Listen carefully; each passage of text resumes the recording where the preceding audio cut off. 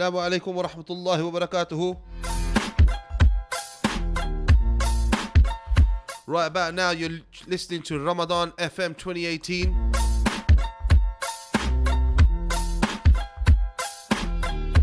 If you're listening to us through our website or Mixler or TuneIn, don't forget you can jump onto Facebook Live or YouTube Live.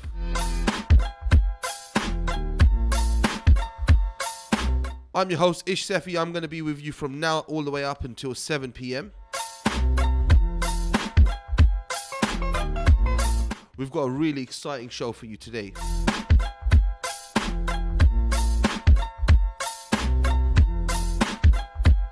For the first half of my show, I'm joined with Jibreel Siddiq and Rahil Butt. Boy, and these guys have got a story and a half to be telling. If you guys are listening out there, please make sure you guys share the link. Share the Facebook link, let people know. Because this is a story that I'm sure many can benefit from. My second half of the show, I'm going to be joined by a senior journalist and producer for BBC and Radio 4. Sabah Zaman, who will be coming to the studio, and she's on her way. She will be with us very shortly. Where we're going to be discussing Islamophobia and the pros, the cons, the negatives, the positives, what it actually is, what it actually means.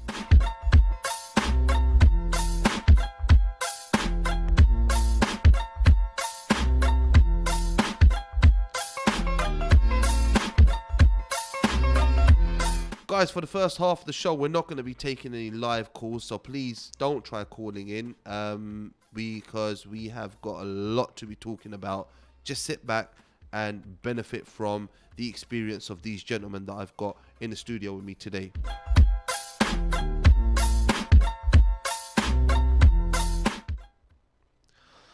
Assalamu alaikum wa rahmatullahi wa barakatuhu. A'udhu billahi min ash-shaytanir rajim. Bismillahir rahmanir rahim. Iza jaa nasrullahi wal fath wa ra'aita an-nasa yadkhuluna fi dinillahi afwaja fasabbih bihamdi rabbika wastaghfir innahu kana tawwaba.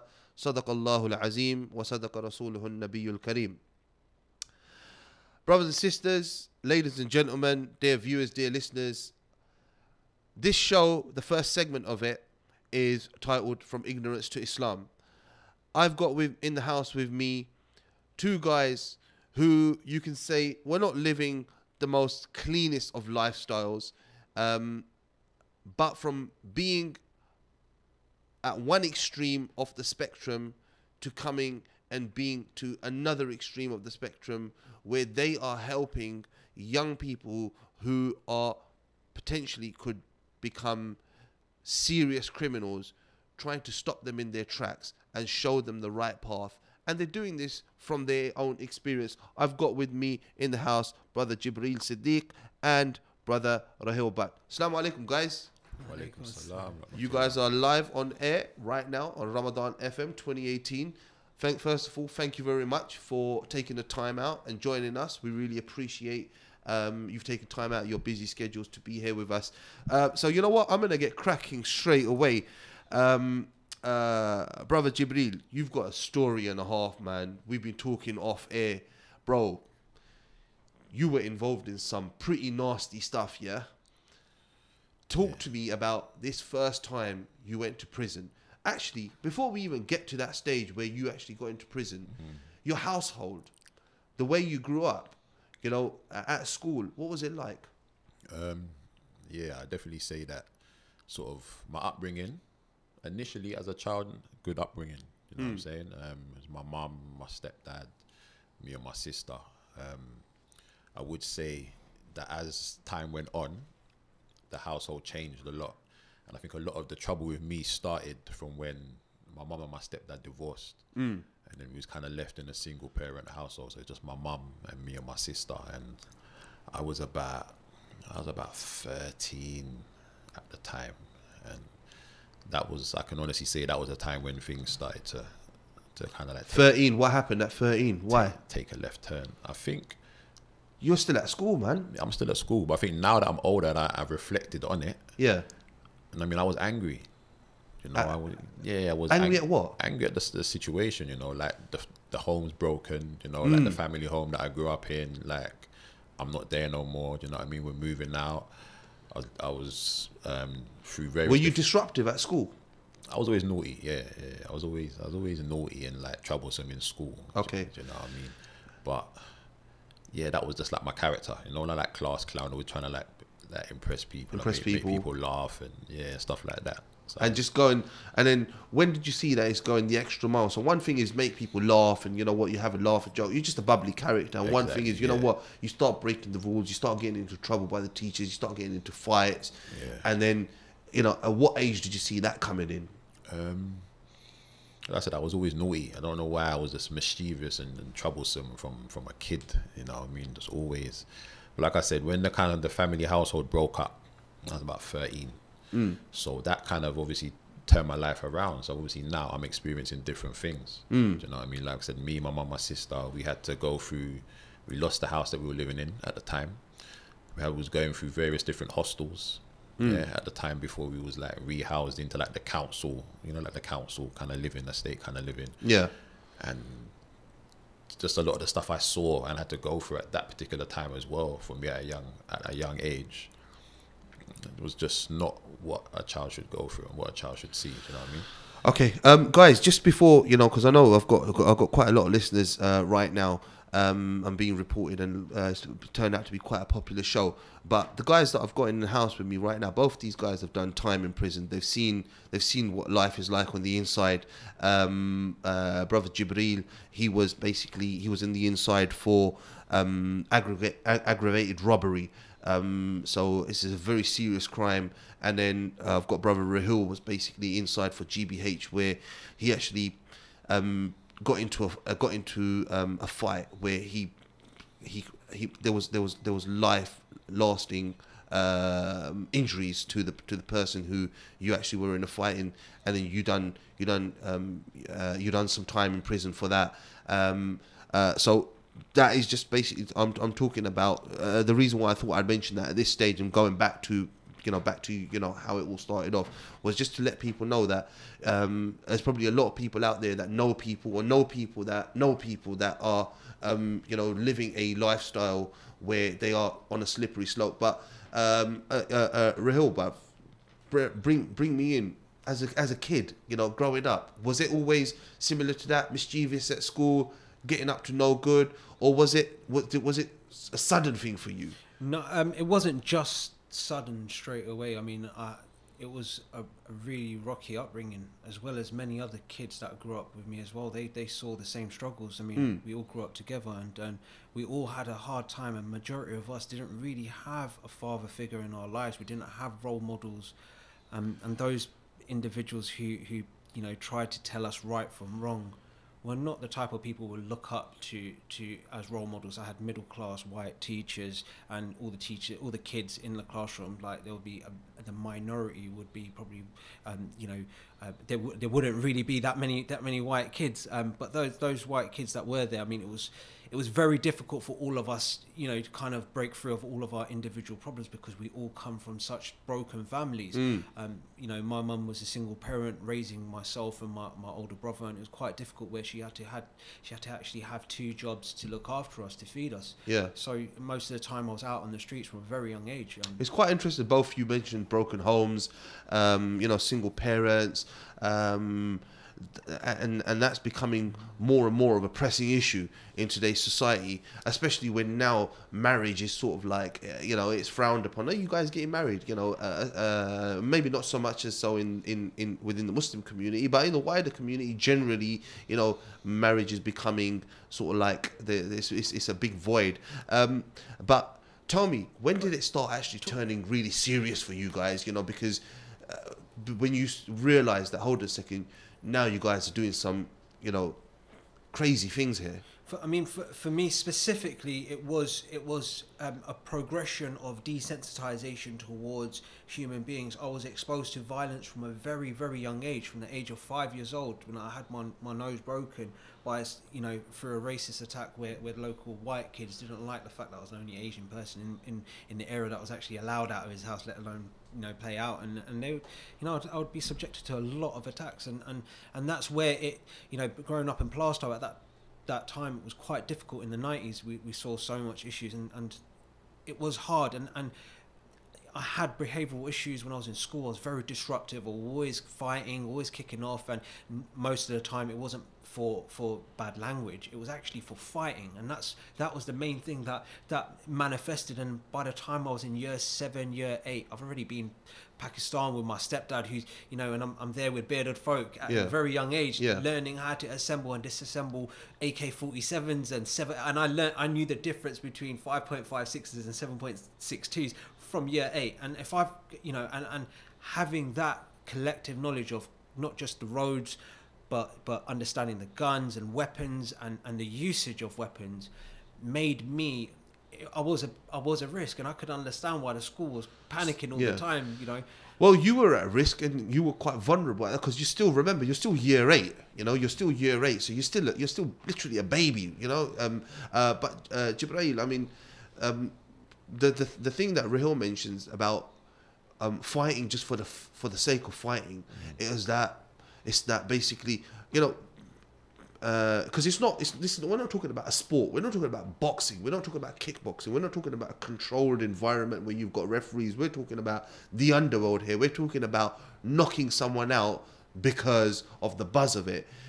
Is that something that was basically because the physiques of you guys, you guys look solid, man, so that must have been sort of like a boost as well, that having that ability to basically silence someone through violence. How much of a part did that play for you, Jibreel? Well, I suppose the physicalities that came later on in my life, because I got into Muay Thai.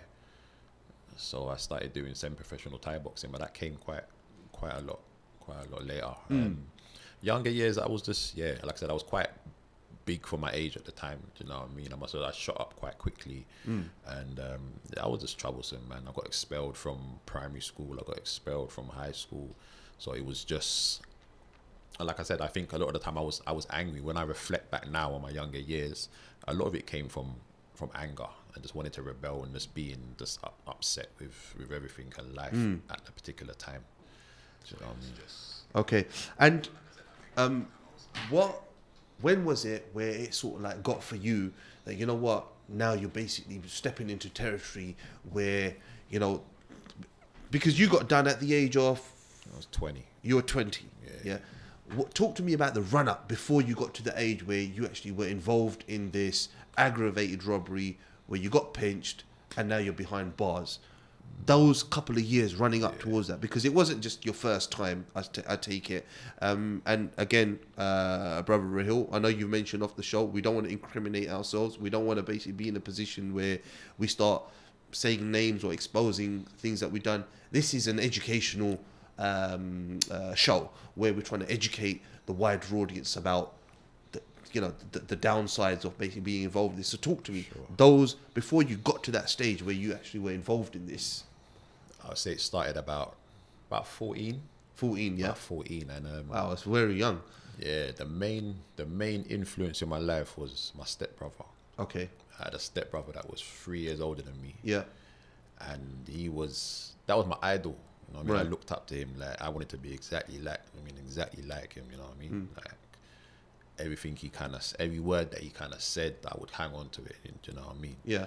So, and he was heavily involved in crime. Oh, like what? From drugs to violence to guns, just anything that you could kind of think of, that he was about that life. Do you know what I mean? So you got to think, I'm here 13, 14, and this is my idol. When was the first time you saw a gun, you handled a gun? 15. You're 15 years old. You see a gun. Rahil, you've got a history of being someone that's involved in gun crime. Somebody at year 8, you're seeing AK-47s being dismantled. Talk to me about in the UK. When was the first time you were involved in guns? I mean, the first time I ever saw a gun, I think I was about 9.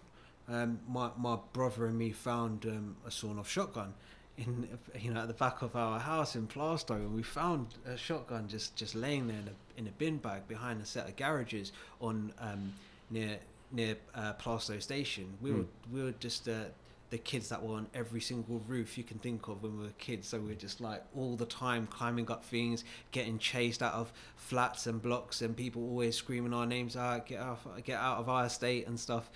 So there was a lot of, and we came across this shotgun, and that was the first ever time I properly picked up a shotgun, and I didn't really understand the magnitude of the situation when I held. Well, obviously you wouldn't do. You were 9 years old. No. You wouldn't. And having a level of desensitization and thinking about, what do I do? What do I put inside? Where do we get the bullets from? So now we're looking around for bullets, not thinking about the shotgun shells. And we're quite, young and quite silly and naive at the time. But the part is that, because I think the gun was jammed. It was definitely jammed. We didn't really have a good understanding of how to handle it. And so from that point, when you found out this sawn-off shotgun, to you actually now handling guns, moving them, literally being in the fast lane. So that was like the intro, the 101 of understanding and looking at actually holding a gun. And the thing is, it's like looking back, we actually left it there. We left it there because we knew that it was jammed and we weren't going to fire nothing. So we just threw it on the side, and I don't know what happened to it after that. Yeah. But literally, that it was the love for weapons, and that's what happened to me. Everyone in school knew that I had a love for violence, but my love for weapons, especially knives and blades and unique swords, and at one point I think I had a collection of about 200 samurai swords, and I was becoming too excessive with access to weapons, and I really did admire the way the weapon had been put together, the manufacturing of it, but also had the lust to use those weapons. And you were involved in shootouts. Talk to me about. Being mindful of our audience and what I'm saying without getting myself in any trouble and without incriminating anyone else. I would say that yes, it was a difficult time, a difficult chapter in our lives.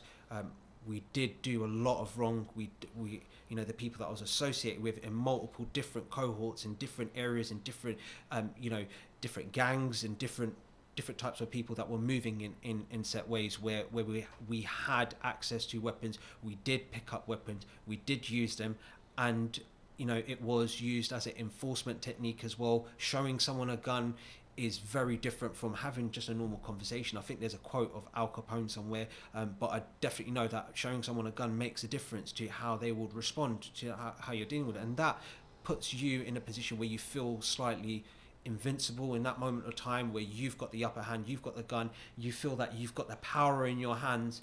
And that's where that had a reflection on everyone else, because now people know that you're armed, you're willing to jump out on people, you're willing to chase people down the street with machetes and choppers, and you're completely desensitized to violence. That puts you in a very, very volatile frame of mind, where now other people seeing you as a risk, and you start losing friends. But come on, real 200 samurais, a collection of 200. Where were your parents?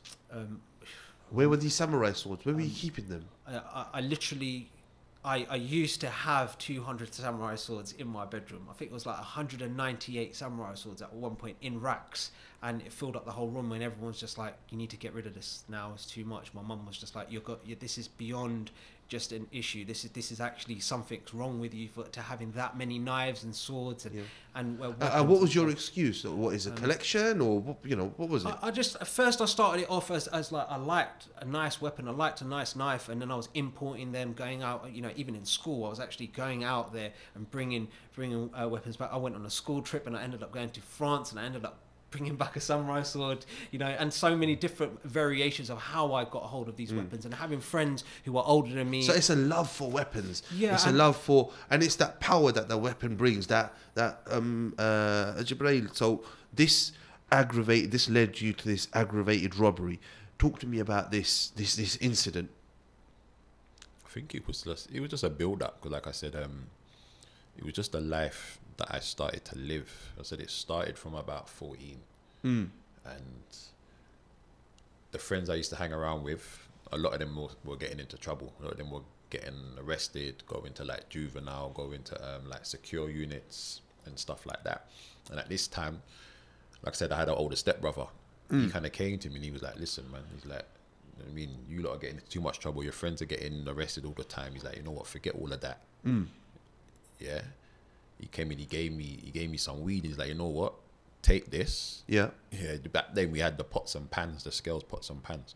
Gave me a big bag of weed, gave me the pots and pans, and he was like, put a match on one side, put the weed on the other side. Once it balanced out, wrap that up, that's £10. Like, just do this, man. Stay away from all that crazy road stuff, because you're just gonna end up in jail. So straight away we're into drugs. That's And you're not talking about, obviously not talking about class A drugs. You're talking about drugs which a lot of people say let's legalize them. So it wasn't heavy stuff. But you're moving drugs now, yeah. It's about 14, 15, yeah. At 14, 15 years old, you're moving drugs. You know, that's when you should be really getting ready for your GCSEs, right? So you're learning maths on the road right now, yeah. So okay. By 15, I got expelled from school. So the school said to me, we'll allow you to come back in to do your GCSEs, but we don't want you back in the school. I mean, at this time, like I said, I was running around and I was making so much money that I wasn't even really interested in GCSEs. When you say so much money, talk to me. What were the figures? I'm trying to. I think back then I'm a kid. Yeah. I had everything I wanted.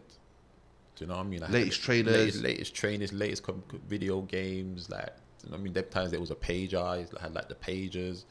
I had everything I wanted. Like literally everything I wanted. Do you know what I'm saying? And equally just the same, but the part is that, you know, seeing it in so many different cohorts and seeing that how people are moving up in the world, and how we had exposure to the lifestyles of, you know, coming up as not you know, as a young adult, seeing all of this, going to clubs and going to places with friends that are, you know, having that around you made you feel like like you had a sense of belonging. And you know, I was literally chasing Liz, you know, chasing the money, but at the part that had a reflection was Liz eventually chased me and got me.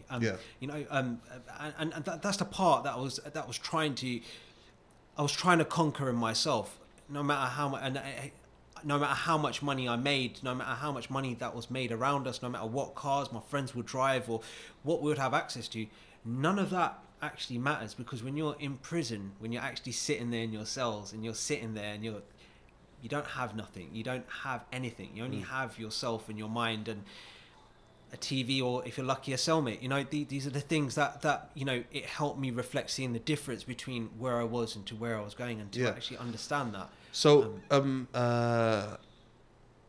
this situation you got yourself into, where you had to spend time, talk to me about that. What happened? So I went into prison for GBH, and the first day in, you know, when they brought me into the wing, I basically knew a lot of people there because I was from the streets. But before you actually went to that, this GBH incident, this was quite serious, wasn't it? Yeah. What ended up happening? You know.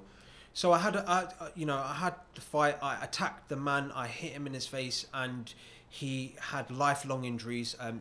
Unfortunately, his face was severely damaged by the punch that I gave him. I was 3 times the size of what I am right now. I used to do a lot of training, a lot of weights, and a lot of MMA and jiu-jitsu, and, you know, just all the fighting. You know, in generally, when you're going to the gym, you'd have different opportunities to do different fighting styles. So that's what happened. I was very efficient in fighting.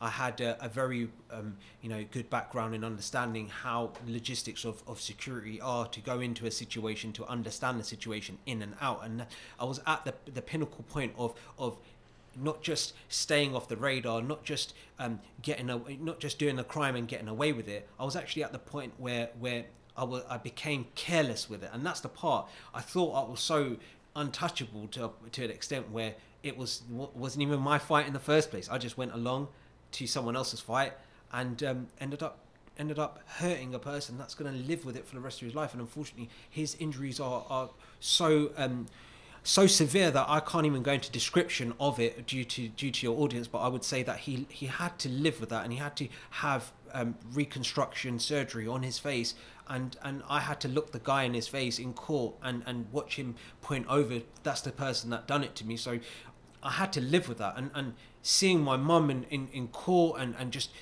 it was really a damaging point for me as a person, because I knew from what I was to what I was reduced to and watch my family suffer. I just thought, you know what, this is it. This is make or break. I can go into prison and come out as a better person, or I can go into prison and probably stay in there for the amount of crime I'll probably commit. And there was a lot of contributing factors when I was in prison, but the impact was significant enough for me to realize that I need to change. Guys, on that note, need to change. We're going to go on a quick break. And we're going to basically then, after the break, we're going to talk to these guys about that changing moment. What was it? From being involved in drugs, from being involved in gun crime, from being involved in knife crime, from being involved and ending up behind bars. What was that changing moment? Stay tuned. One from your local stockers, an incredibly powerful sealant and construction adhesive that's fast, flexible and strong. It can be used anywhere, even underwater. For more info, ct1limited.com, or follow us on Facebook, or ring us on 0208 555 1448. In an age of technological advancement, mass communication and social media, having the right website and app can be the difference that your business needs. AppSite Tech are here to take your business to the next level. No matter how simple or how sophisticated your requirements are, our technicians will work with you to create a bespoke website and app for your organisation. Call us now on 07538081212 or visit appsitetech.co.uk and book your free consultation now. Amigos, the signature name when it comes to burgers and shakes. Our succulent burgers are prepared in front of you while you wait. Whether you go for the 6-ounce Mexican or the 10-ounce Texan, or you decide to go for our messy fries or buffalo wings, one thing you're guaranteed is quality. We've also got a range of desserts, including our trademark shakes in all your favourite flavours. We're based at 400 Cranbrook Road in Gants Hill, so come down to dine in or order in on Uber Eats or Just Eat. Amigos, hats off to great burgers. Ramadan FM 2018, the voice of British Muslims. Hey, तैनू 20 बार आके तक cricket ना खेलिया कर तो फिर window पंच हो रही है. Don't worry, Dad. Our windows need changing anyway. हाँ तो पैसे तू दे से ना. Nah, don't worry, Dad. UK Windows will sort it out. UK window? Oh, कौन है ना? They're the best double glazing company about. They do windows, patios, French doors, sliding doors, UPVC, aluminium, you name it, they've got it. We can go see them at 51 to 53 Upton Lane, Forest Gate, E79PA, or call them at 07984 440 093, or visit ukwindowslondon.co.uk. वाह जी वाह, ये तो कमाल है यार. UK Windows Zindabad. Assalamu alaikum wa rahmatullahi wa barakatuhu. Welcome back to Ramadan FM. You're tuned in to Drive Time with your host Ish. I've got just before the break we were talking to brother Jibreel Siddiq and brother Rahil Butt about their violent past and how they were involved in crime. Now you guys are in prison. Talk to me about that these changing moments. So Jibreel, first of all, yourself, you ended up in prison. What was it like? How you know you had a moment, and that moment, because you remember just for the audience, you were not a Muslim. No. You know that's a significant difference. Obviously, you grew up in a Muslim household yourself. You were not a Muslim. You had a moment, and that moment was with the Holy Quran. Talk to us about that. Yeah. So yeah, like I said, age of 20.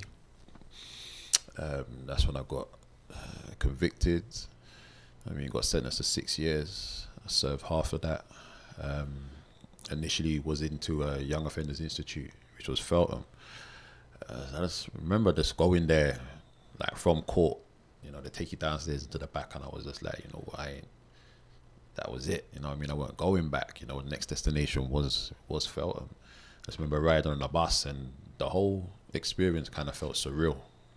Like it, you know what I mean? Like it wasn't actually taking place. You know, it felt surreal, and I think it took me a good couple of weeks for me to actually realize, you know what, this is real and this is what's happening, sort of thing.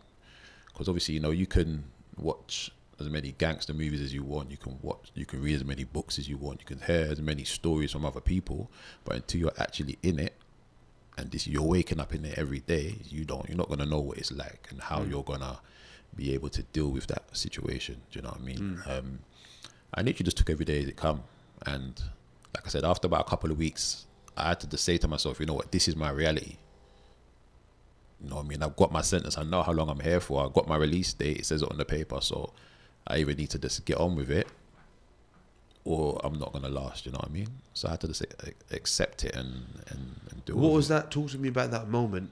That moment you had with the Holy Quran. How did that happen? When did that happen? How far into your sentence were you? That was... Because I went in as a young offender, right? Turned 21 in prison. Then I went over to like the adult prison. So it was when I was in the adult jail, which was a bit more relaxed. And obviously you're dealing with older people now, you know what I mean? So you've got people that are a lot older, wiser. They might come over and say, you know what, young buck, read this, or come see me, I want to chat to you about this and that. So I had a lot of that as well, because I went in at 21, so I was on the younger side of the of that spectrum, of that spectrum in the prison. You know what I mean? And literally, it was just, I started getting into reading, and I think I used to be a frequent visitor to the library, and on one of the landings that I was on, there was a guy there, and he always used to talk to us. He's a bit older and stuff, and he mentioned about something to do with Islam or something like that. So he had a tape or something. He's like, you need to hear this tape, you know, brother, blah blah blah blah blah. And I was like, yeah, whatever, yeah, cool. I wasn't really interested, you know what I mean? I remember one time I went to the library and I found a copy of the Quran, and I said, you know what, let me just grab it. So I got it with some other books, took it back to my cell, whatever.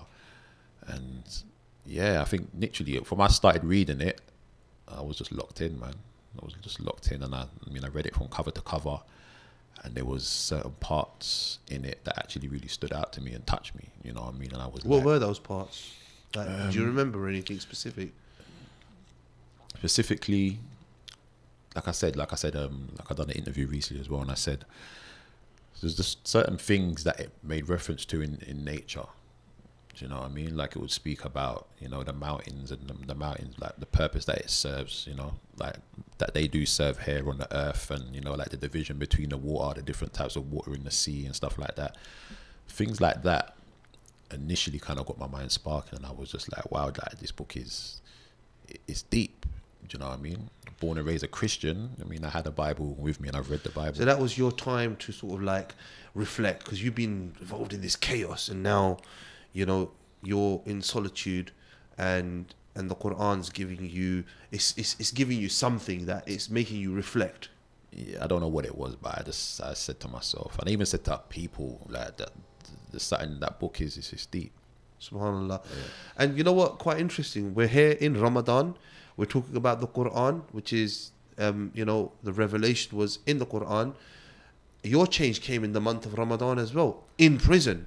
Talk to me about that, bro. Yeah, that was the catalyst moment, the pinnacle point where I changed my life and decided that's it. I'm gonna be a complete different person. So I was just doing my sentence as normal, just living my life, just doing my time, keeping myself to myself, and I got a little you know, position to be a Muslim representative of the wing. So I'm in Pentonville Prison in North London, and I'm there on the wing being a Muslim rep. And during Ramadan, that means that you have to obviously distribute food, and you have to, you know, speak to many people, many prisoners, inmates that want to, you know, either go to prayer, or they want to get involved with Islam, or you want to feed them to the extent that, you know, if they are fasting, you would feed them food, you know, to obviously open their fast.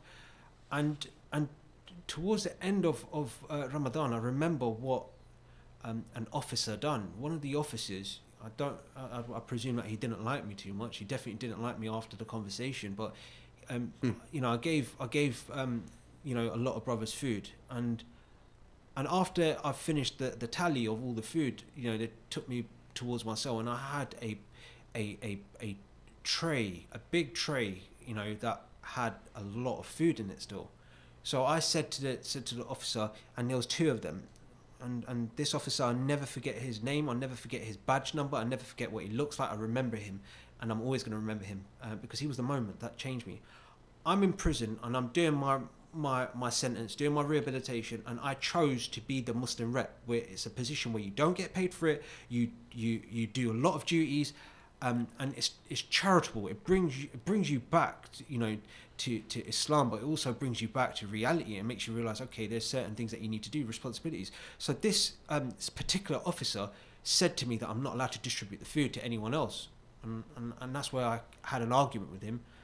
And then he literally pushed me in the cell with the food and locked the door and left me in there with all the food, and raised a complaint about me to say that he's violent and he's being abusive. But the officer that was standing next to him came to the cell, and there's a little gap in between the door where you can speak to people, and she spoke to me. She goes, I didn't see you do anything wrong, you're just trying to feed people, you're trying to do, you know, you're trying to help people. And then I'm fighting, I'm swearing, I'm punching the door, you know, doing everything I can, big metal door, punching my fist on it, saying the food's gonna go off, give it to anyone, feed people. And that moment in time, when that prison officer refused me to do that, I just knew that's it. My heart of hearts, I just need to do charity work. And from that day onwards, I set out a mission inside myself to help people, and that helped me through my sentence. That helped me understand, you know, who I was when I was going to get out, and that's when I started designing my company and designing what I wanted to do with my organization. And so it's quite interesting. I mean, you were basically you're distributing food, so you're doing this work of charity. Like you mentioned, you're not getting paid for it, and you've been stopped from doing it. You know, and that's basically that's creating this desire in you that, you know what, you want to do this, but you don't want to do it just in prison. You want to continue to do this for the rest of your life. You want to continue to do this once you leave prison. You know, the sense of, so in a way, you know, is because Allah subhanahu wa ta'ala, you know, He's the greatest of planners, you know, and He creates these moments. He basically picks up people that are totally on the wrong path. A story comes to mind, one of the greatest saints within our rich Islamic history of 1400 years is a man by the name of Bishr al-Hafi, who was involved in alcohol, selling alcohol, drinking alcohol, having a wine bar, and picking up the name Bismillah ar-Rahman. He was still a Muslim, and he just picked up the name, kissed it, and put it in a place, and from that point on, his life changed. It just takes that moment, and Allah subhanahu wa ta'ala, He loves that act, that one act, and today his name is mentioned in all of the classical Islamic books, that this man became, you know, a saint of that Muslims across the world revere. And it's that moment, isn't it? And that moment for you, and that moment can come for anyone, you know, at any time. And for both of you guys, it came in prison. But Jibreel, your story goes on a bit, doesn't it? Because you had that, you felt that connection, you felt that it was deep, but then you came out, and then you were back in again. Yeah, well, your second sentence. What happened? I didn't get a second sentence, alhamdulillah. Okay. So what happened? You were in remand, right? Yeah, I had a brief remand time. So what happened was, like I said, so this came a couple years after. Yeah. I got released. I got released in 2004. The incident happened in 2007. Right. Do you know what I mean? But I was still on license for the previous sentence, and like I said, I got involved in a situation because I was still on license. I had a warrant out for my arrest. I mean, at the time, I was kind of toying with the idea. I was still kind of, I mean, I wasn't as involved, like with the road and that, but I was still involved. You know, I mean, I wasn't like squeaky clean or nothing like that. And I was kind of contemplating, like, do I go on a run? You know what I mean? Do I have myself in? I was contemplating about it for a while. But in the end, I was like, you know what? I need to just kind of deal with this. I don't want to live that kind of life, being on the run and all that kind of stuff. So handing myself in, and like I said, due to my previous situation and being on license and stuff, that put me into like a remand situation. And at this point, like I said, speaking with my solicitor and stuff like that, based on, I don't know how they do it now, but at the time they had like a free strike. They had like a free strike thing, like an IPP, and we would sit down and we'll speak, and it was like, you know what, there's a possibility you could be looking at double figures. Do you know what I mean? Based on if you get convicted for this, with reflecting the previous stuff. So it was at this time that I've kind of, like I said, I don't want it to be a cliche thing where to say that, you know what, when people in times of struggle, they tend to like, find religion or find God and stuff like that. I know it sounds like that, but I found myself just at the time just kind of praying to God. I didn't know about anything to do with Islam at the time. I just found myself just like praying to God, and I was like, you know what, I really need to get out of this situation, and if I can get out of this situation, I'm gonna change my life around, and alhamdulillah, powers be to the Almighty, I was able to come out of that situation. Do you know what I mean? And what was it? You got out of that situation, but you said that it was that Quran that basically you felt that connection. I did. At that point. This is the second time now. I want you told me that feeling. What actually happened there? What did the Quran have to do with this second incident? So I said, like on a spiritual level, that was, like I said, if I didn't really know nothing about Islam or being a Muslim or anything like that, because I had this previous connection with the Quran, on my sentence, like I said, when I found myself kind of like speaking and asking and talking to God, like, you need to kind of get me out of this situation, it was from the standpoint of a Muslim, but not really knowing what was, do you know what I mean? Like what a Muslim was or anything like that.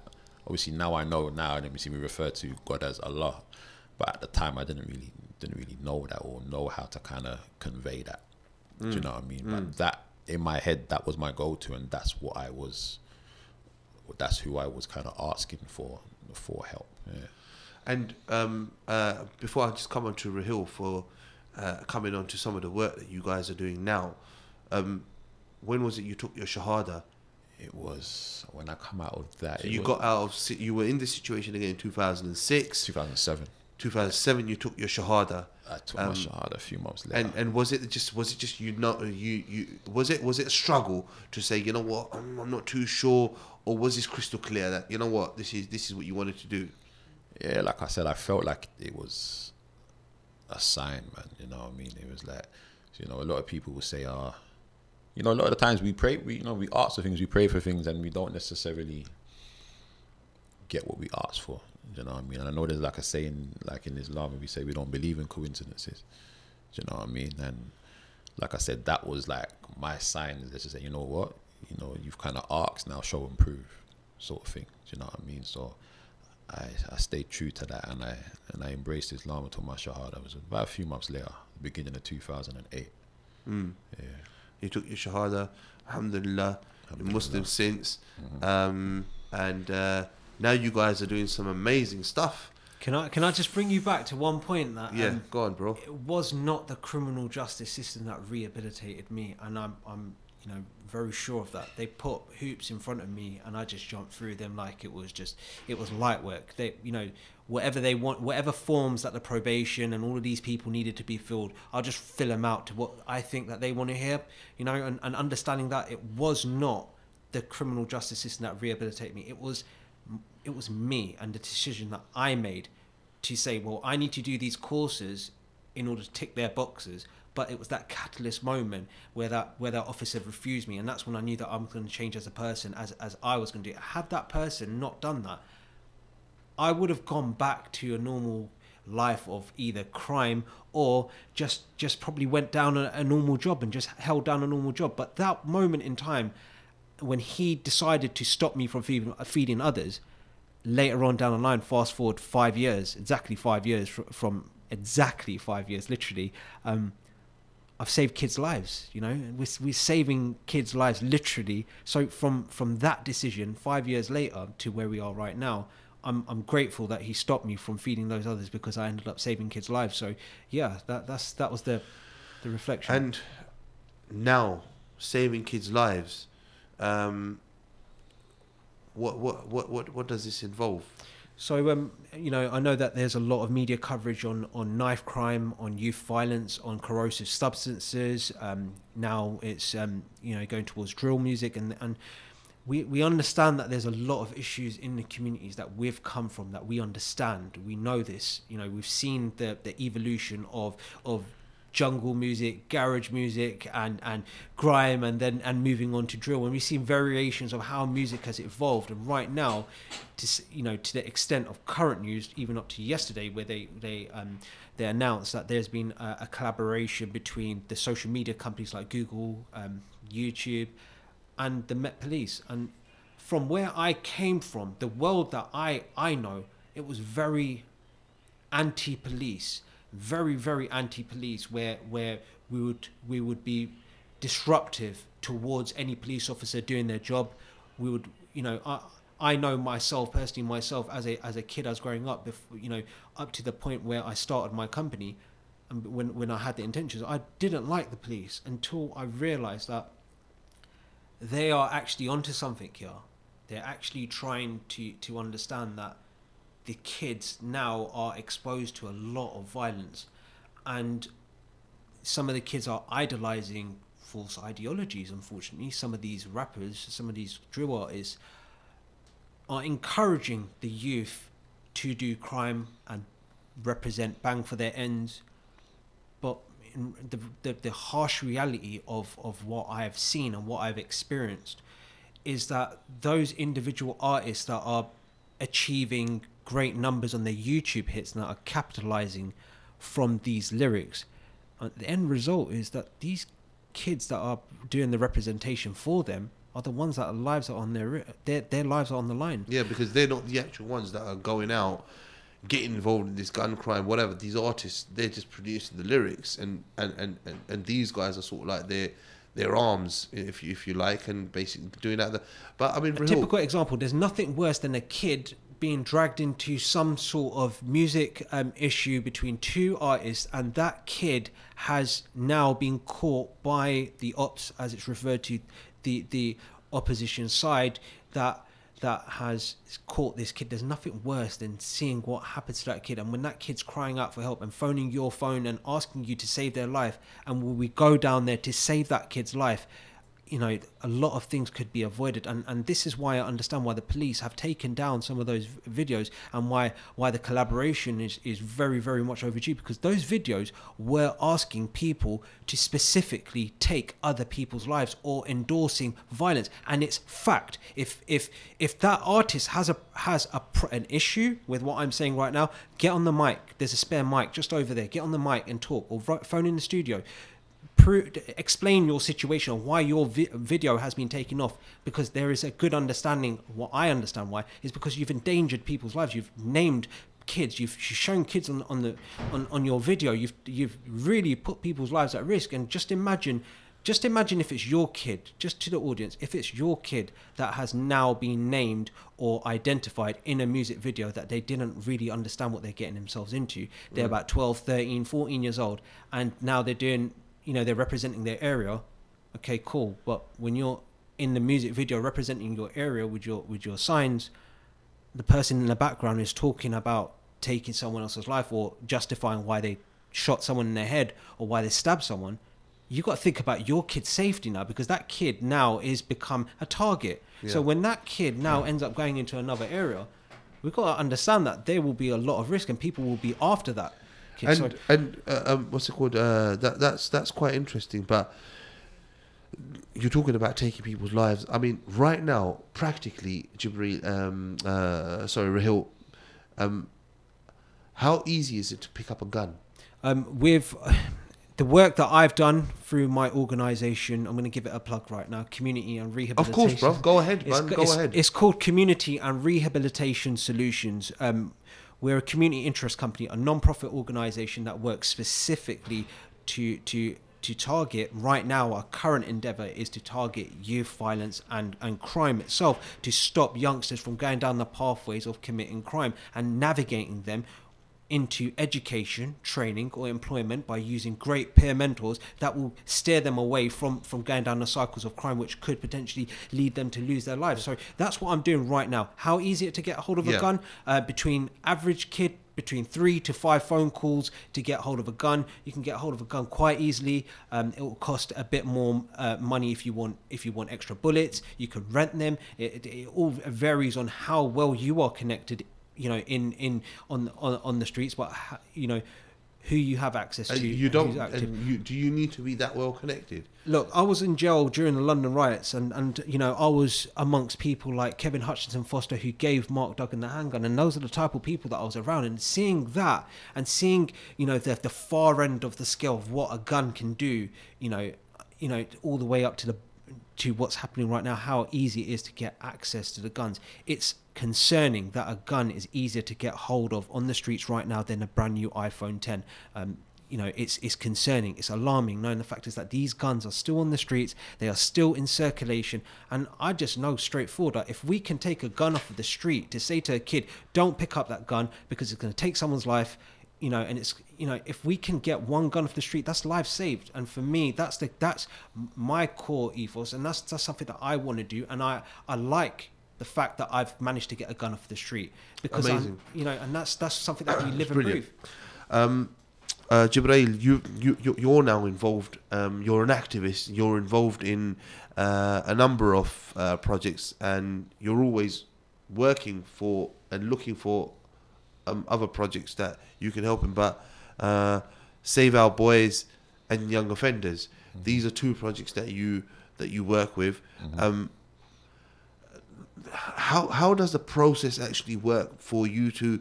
Because remember, going back to when you at the beginning of the show, you're 14 years old, broken home, but you got money, you've got all the latest computer games, you've got trainers, you've got whatever you need. How would you reach out to that 14-year-old? How does this program help reach out back to that 14-year-old to not lead them to walk down the same path that you walked? I think, for me, it's a matter of, like I said, first of all, being able to relate to them. Do you know what I mean? Because it's like, if they're coming to me and they're like I said, 14, 15, 16, I can relate. I can say, you know what? When I was that age, I done the exact same thing. You know what I mean? I had all the stuff that you have now, maybe more, maybe less, but it was the same sort of thing, yeah? And what I try to do, or what my goal is to do, is to try and show the youth that I've been there, and I can fast forward your life for you and show you into your future and show you where it's going to lead. And practically, how would you do that though? Practically, like, you wouldn't just go out to a school. How would the organisation come into contact with these vulnerable youngsters? So like I said, at the moment, I'm going to be working with young offenders that are actually in prison at the moment. I'll start working with them from 6 months before their release date. So I'll be going into the prisons, actually sitting down with them and working with them leading up to their release, and then continue to work with them upon their release as well. Like I said, a lot of the time it's just showing the kids that there is a different way, and obviously giving them an example in myself that's come from that, and I'm able to turn my life around and been able to make an honest living, be able to run my own business. And sometimes they don't really see these opportunities present to them, so it's like giving them a different way. And we're coming to the end, close of the show, so in terms of actually going into these prisons and talking to these guys, what are your tools? What are your you have yourself, you have your life story. Are you going to be taking a copy of the Quran? Are you going to be taking other material that you feel that you can leave these guys with to show them direction? Are you even allowed to do that? Well, a part of the organization that I'm going to be working with, I'm going to be working exclusively with Muslim boys. Okay. So that is one premise that will be centered around Amazing. that as well. Yeah. Brilliant. Alhamdulillah. But like I said,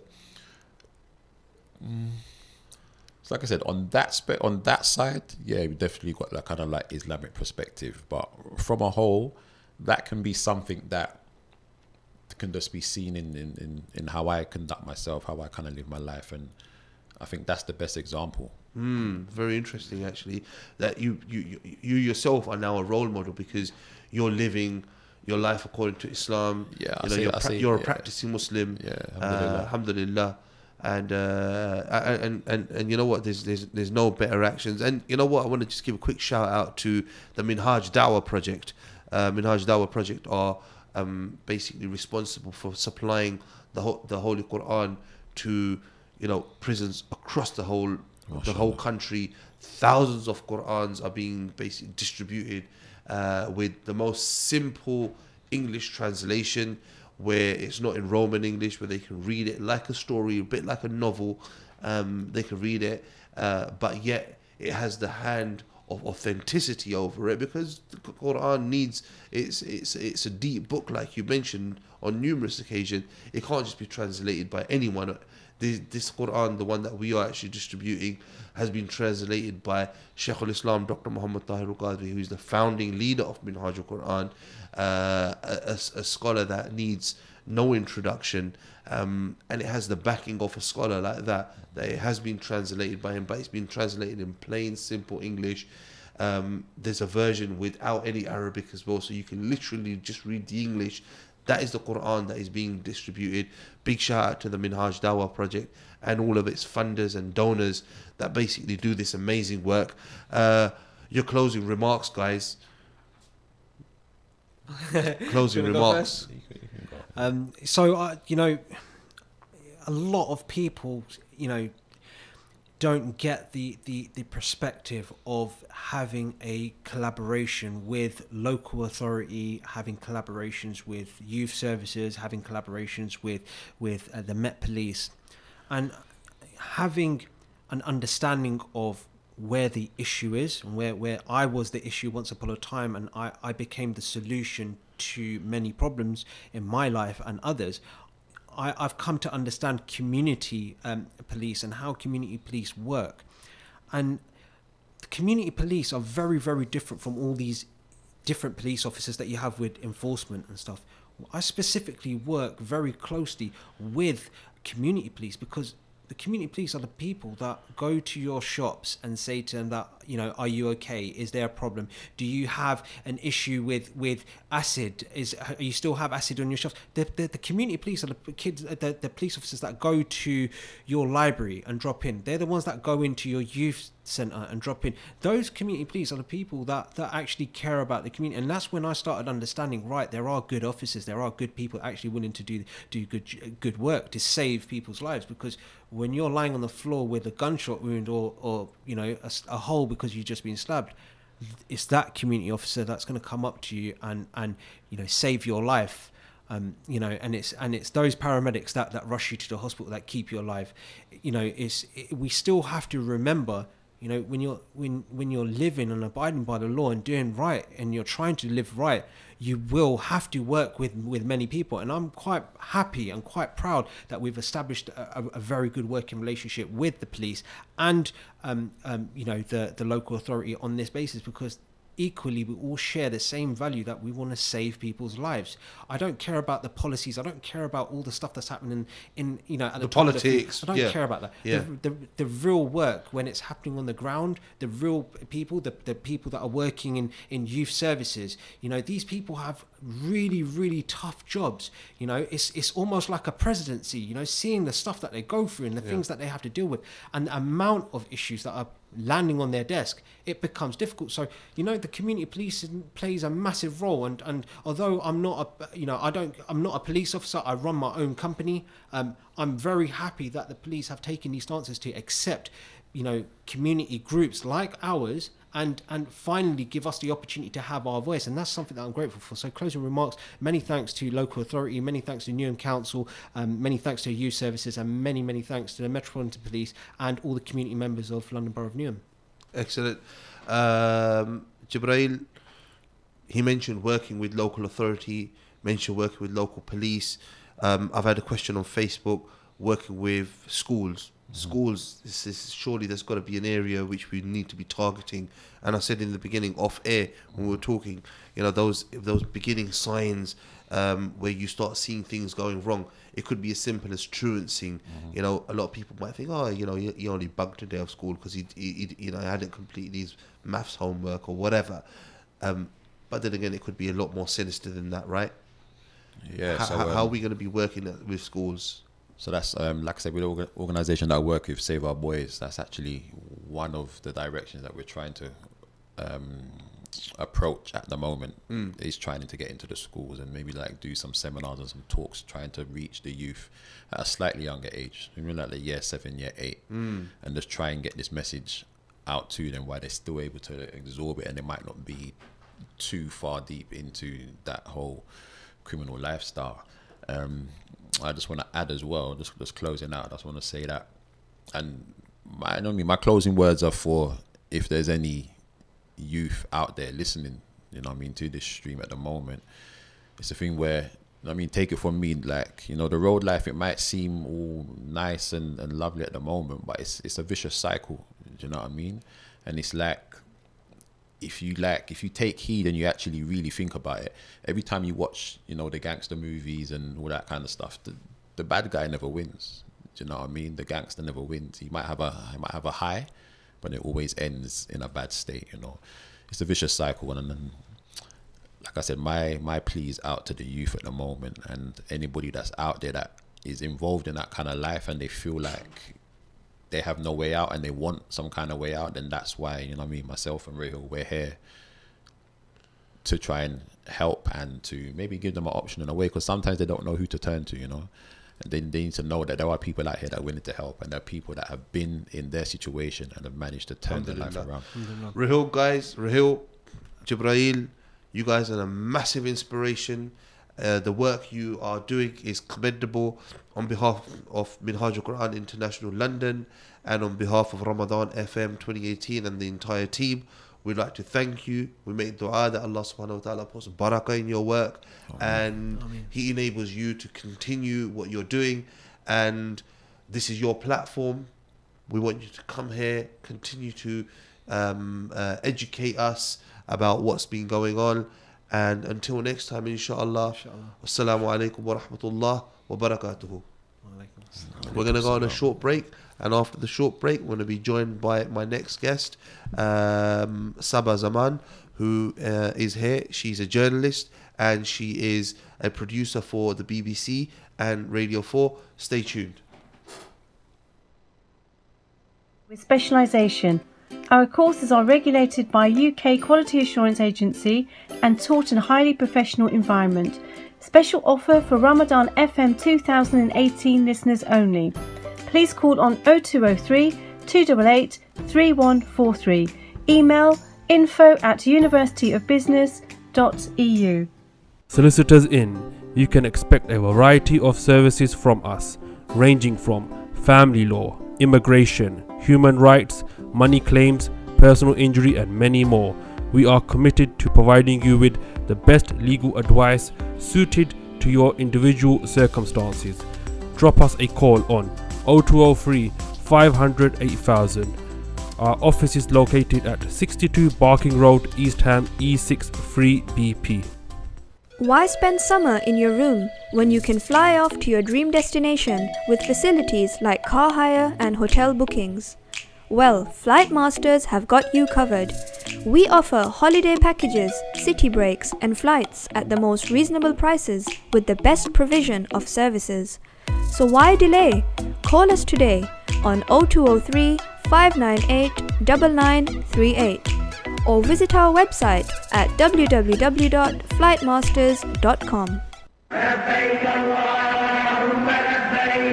Do you dream of travelling to those blessed lands where the beloved of Allah was born? Does your heart yearn for Medina, the city of the beloved?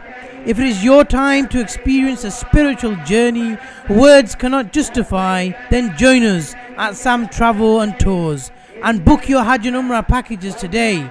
We offer group and tailor-made packages for all your requirements. Based on Romford Road in London, for our last 10 days Umrah package, please call us on 0208 478 8911. Ramadan FM 2018. The voice of British Muslims.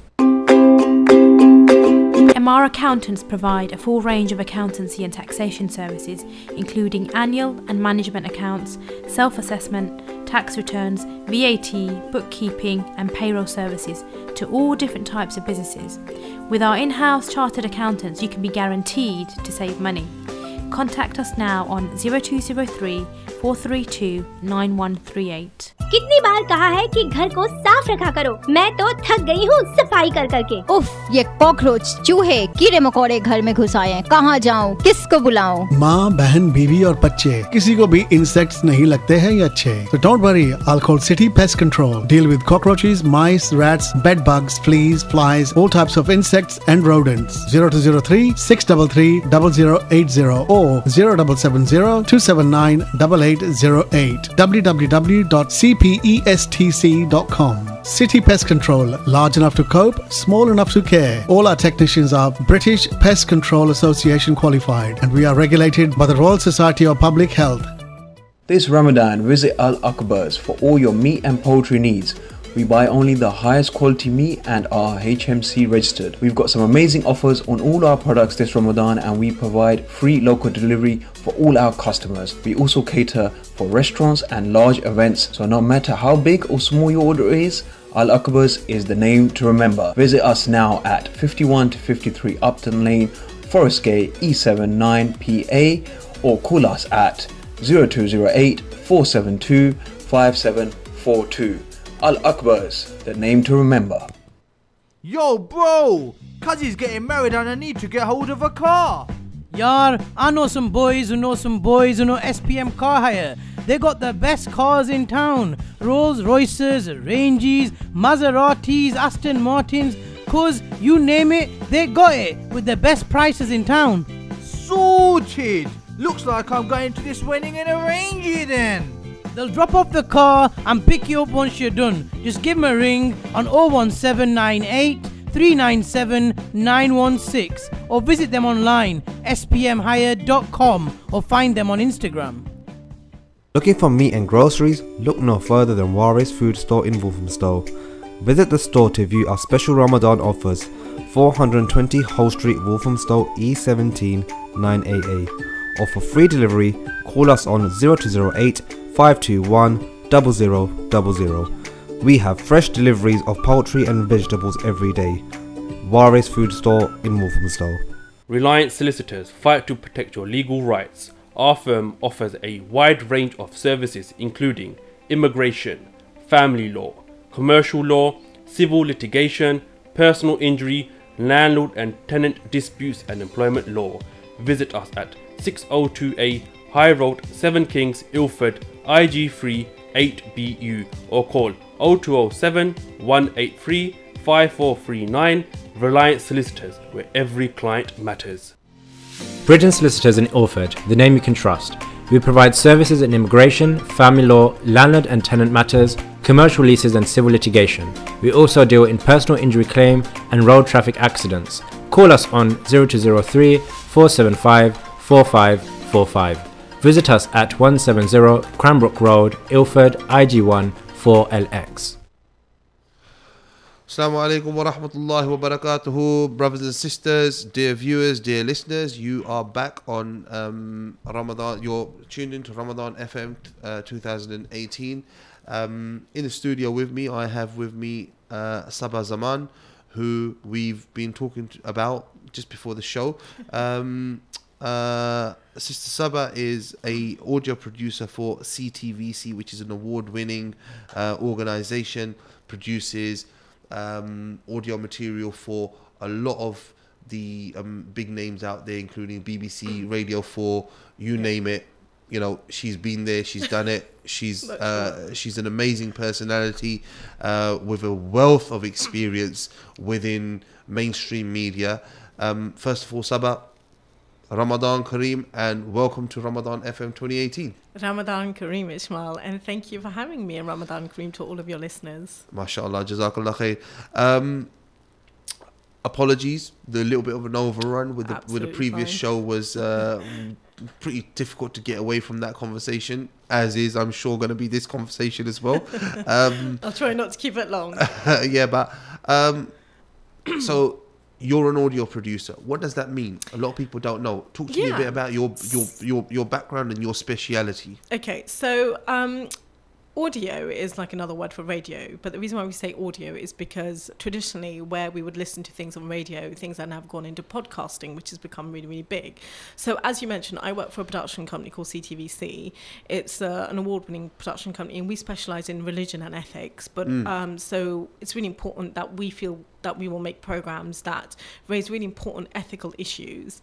And we cover all religions, all ethics, to history, to education, and we have a television strand. So I work in the audio strand, and as you mentioned, that covers BBC, BBC Radio 4, World Service, Radio 3, and we have our own podcast called Things Unseen, and it caters for people of all faiths and none, and the growing number of people that don't necessarily belong to a formalized faith like us Muslims, but there's a growing number of people that believe in spirituality.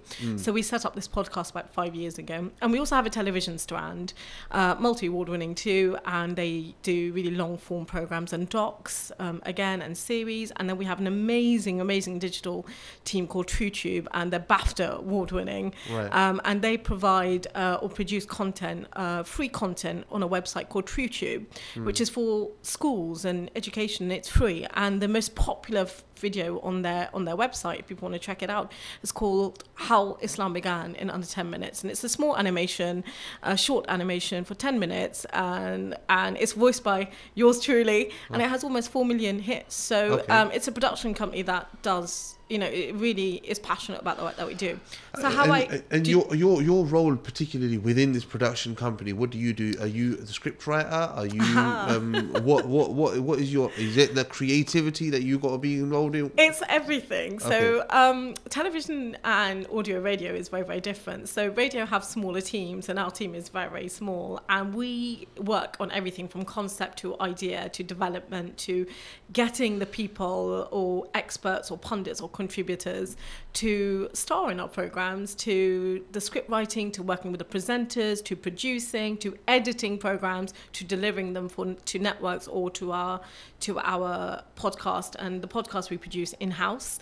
So stuff we do for networks, for the BBC, we have to get them commissioned. So everything I'm working on the BBC for BBC stuff at the moment with my colleagues was commissioned a couple of months ago or about a year ago, and it takes about a good couple of months to make programs that are going out for the year. So at the moment we're making programs that are going out later this year on the BBC. And you mentioned obviously one of your sort of like key slogans is ethical. You mentioned that numerous times in our emails. I've seen that word come up. ethical ethical. Lots of ethics. What is ethical? What do you mean ethical here? Because some would argue and say Islam is all ethical. Every element of Islam is ethical, and ethics is actually something which the Prophet ﷺ came to teach the world.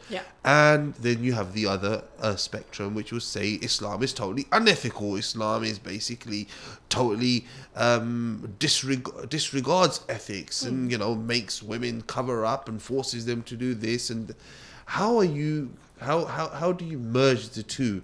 Because most of the listeners are going to be Muslims, and so I know you concentrate on ethics and other religions, but I want to know about ethics and Islam. How are you basically finding that balance between making sure that you're promoting the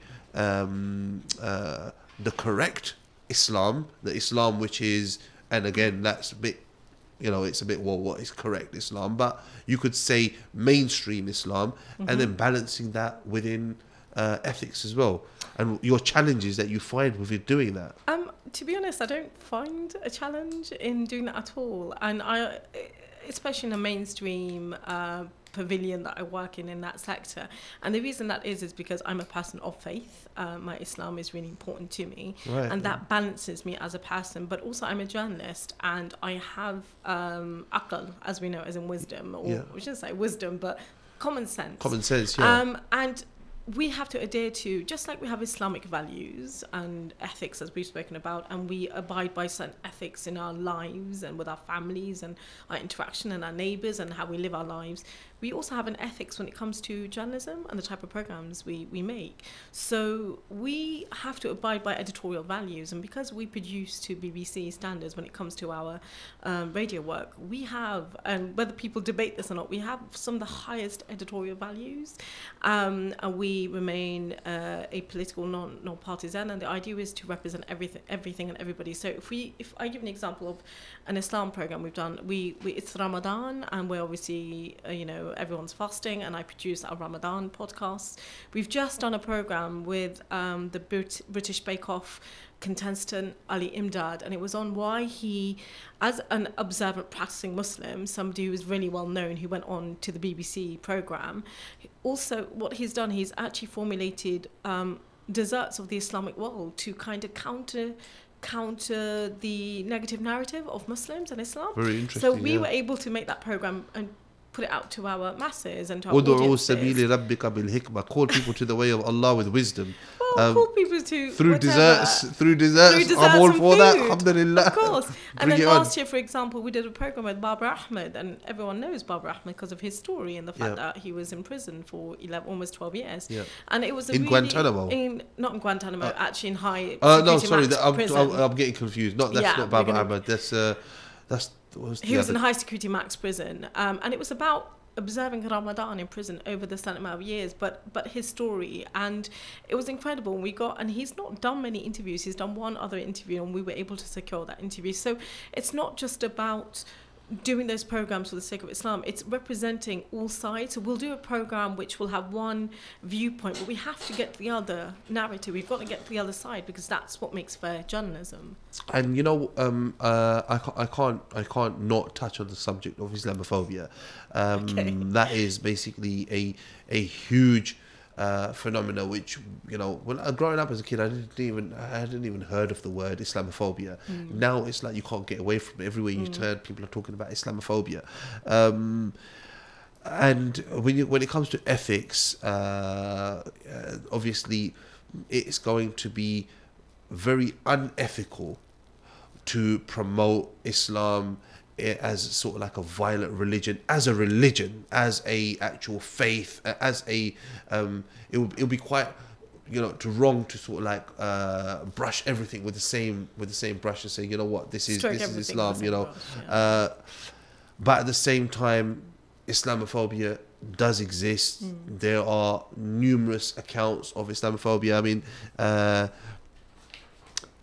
The Guardian, for example, reported that Islamophobic attacks increased 5-fold after the London Bridge attack, and the kind of hate that we saw in some elements of the media that were basically coming before us was unbelievable.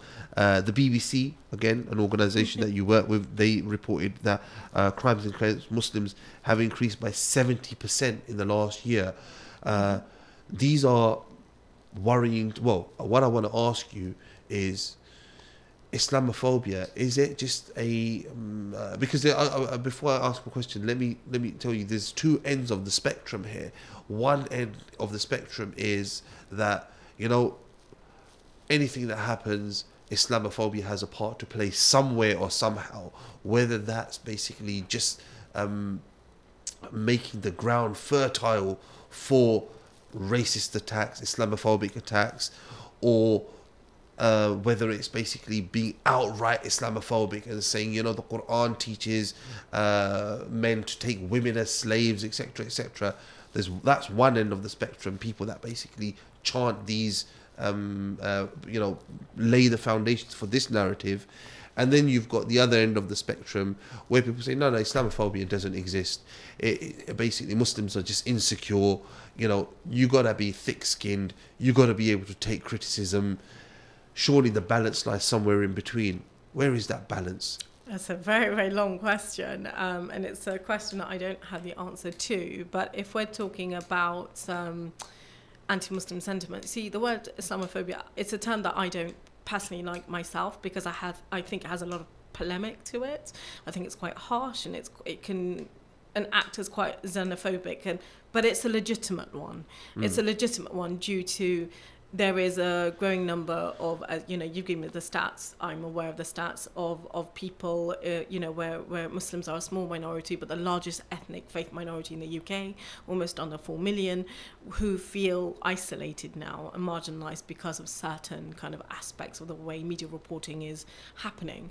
So if we're talking about two extremes, but by that same token, those two extremes also exist within our Islamic kind of communities too. And we're not a homogenous community, and just like the media is not a homogenous, you know, outlet, shall I say. There's multifaceted outlets for the media, and I work in broadcasting, and, you know, I think when people talk about media reporting or Islamophobic, because I hear this all the time, you know, the media is very biased, you know, and you know, certain newspapers talk about certain, you know, percentages, or they always target Muslims, and I'm not saying they don't exist. Of course they do, but we also have a free press. We have a free press in this country, and we also have freedom of speech, and this is something that Muslims want to adhere to too. But we also have a responsibility to number one, challenge those narratives when they come out, and people like me are very lucky because we're in this industry where we can. But we're also we should also take responsibility, because we also know we have a community, a very small minority, that do enact out, unfortunately, and do certain acts that unfortunately plagiarise and causes a problem for the rest of us who are law-abiding, happy, everyday proud British citizens who abide by the laws of the land and the country that we live in. Yeah, and this, I mean, this concept of Islamophobia itself, again, people will differ on what actually Islamophobia means. To you, somebody within mainstream media, working and seeing basically a side of it which maybe the mainstream Muslim or the common Muslim is not going to see, at the policies that are put in place, stringent policies that are put in place to ensure that you report fairly. We spoke about ethical broadcasting. We spoke about ethical journalism. Before we move on to that, Islamophobia itself, how would you define it? Ooh, I can't define it, but I think it's a very personal. Have a go.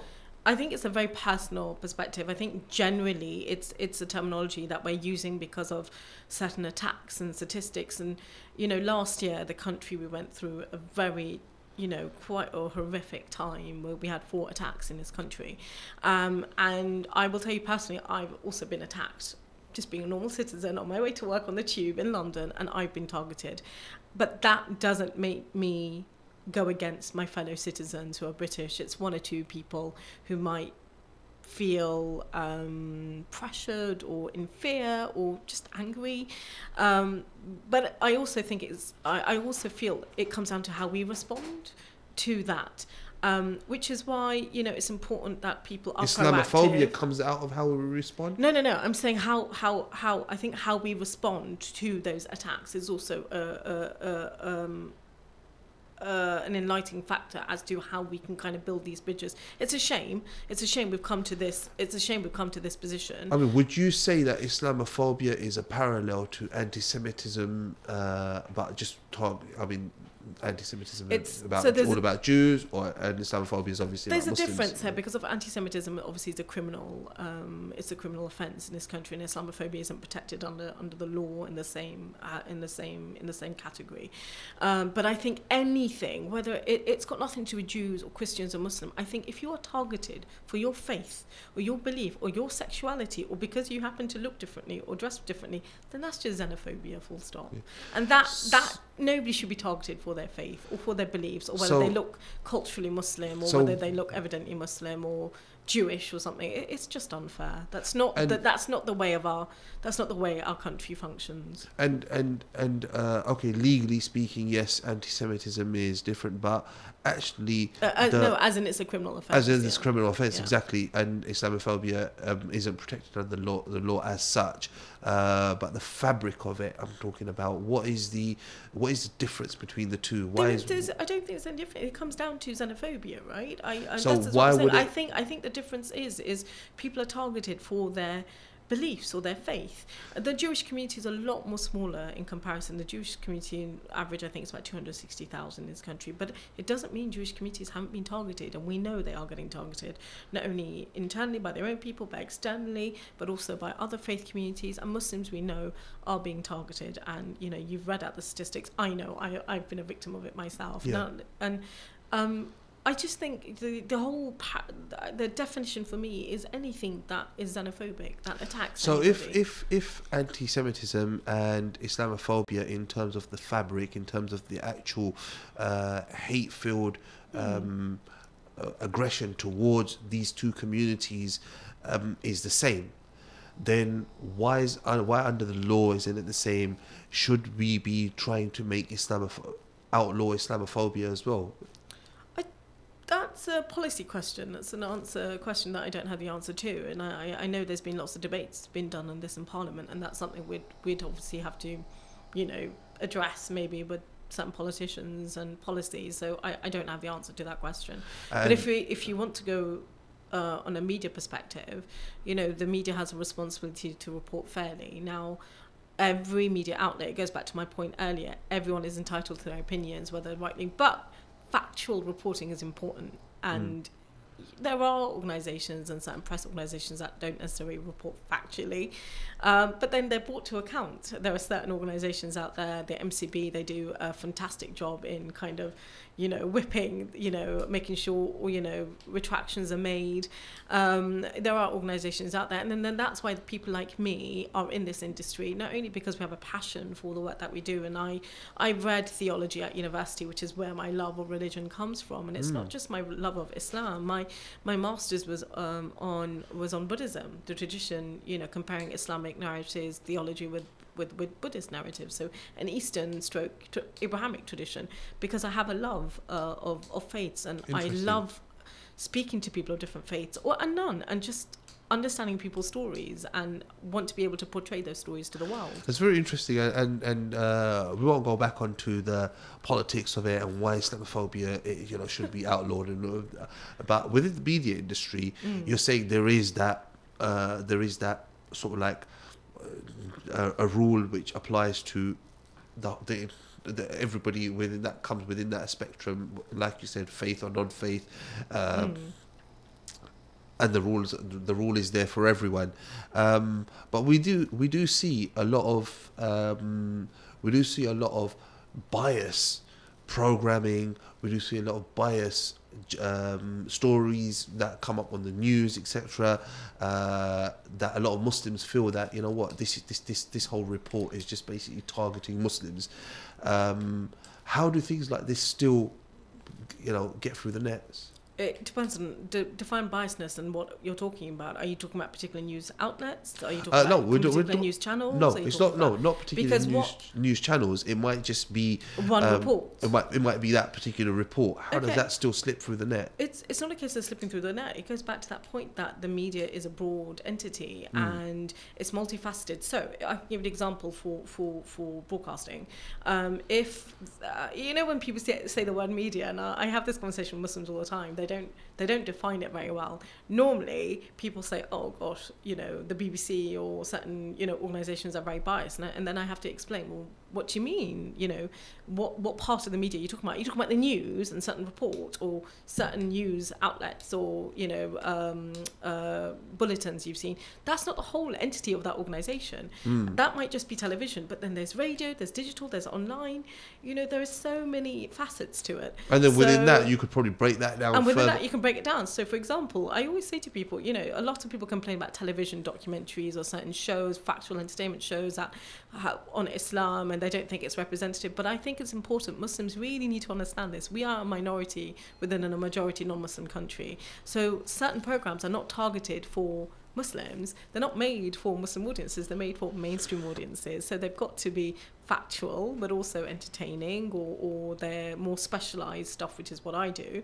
And so it's not targeted to a mainstream Muslim audience. But yes, Muslims will watch it. But I say to people, if you want to really understand the world and listen to good program, listen to more radio. And I'm not being biased here as a journalist, but the World Service has probably some of the best radio programs about culture and religion and faith that people don't necessarily would listen to. So it really comes down to what you're speaking about, biasness, because like I said, we do, from a broadcasting perspective, we have to abide by the Ofcom standards, regulations, and then print obviously have their own regulations, the press regulations and digital, and then we have social media, which is a whole different ball game. And before we move on to social media, which I've got I do want to pick your brains on social media as well, actually. But just before we move on to that, and you mentioned that your love for Islam, your love for the Deen, as somebody who is tries to adhere to the Islamic to Islam itself. How important is it for you to, when you do see Islamophobia, which we've mentioned and you've acknowledged that it may exist within certain reports and certain but to basically say the whole media is against Muslims, and everybody within, for example, if there's a report which is biased in the BBC, to say the entire BBC is basically plotting to take down Muslims of UK, but you've got more of a focal eye where you can see, right, that element is Islamophobia. How do you basically whistleblow? What do you do? How do you try to combat that? I don't whistleblow because I'm not in a no, I'm not talking about in your official capacity right now. I'm talking about just as a Muslim, just to say, that's unfair. How would you basically educate the wider community? What would you do? Let's just say let's give you a hypothetical scenario. You saw a report on Channel 4, BBC or whatever that is basically targeting Muslims in a really negative light, and you knew the report was biased. What would you do about it? Would you even do anything about it? Well, I can give an example of what I did last year. Last year, when the Finsbury Park Mosque attack happened, it wasn't in Finsbury Park Mosque, but outside, Finsbury, in that area. I was watching a news outlet channel online. It was Ramadan, obviously, when it happened. So most of us were up in the morning for sahur, and I was WhatsApping some friends and stuff, and I was watching the live stream, and was naturally really concerned because we realised it was an attack outside of masjid, and what was interesting was I saw a lot of people in the background saying, oh no, it's a terrorist attack, and lots of people were complaining that the media hadn't really called it a terrorist attack. So I had to kind of explain on the next day on social media, and to a group of kind of friends who were wondering why the media hadn't taken it up as a terrorist attack, that actually there are certain regulations we've got to follow. We can't just outwardly just say it's a terrorist attack without actually the correct procedure and the police actually confirming it and stuff, because that makes us irresponsible. And the same thing happens when it comes to and I had to kind of put these editorial guidelines on my social media saying, look, this is how editorial guidelines work.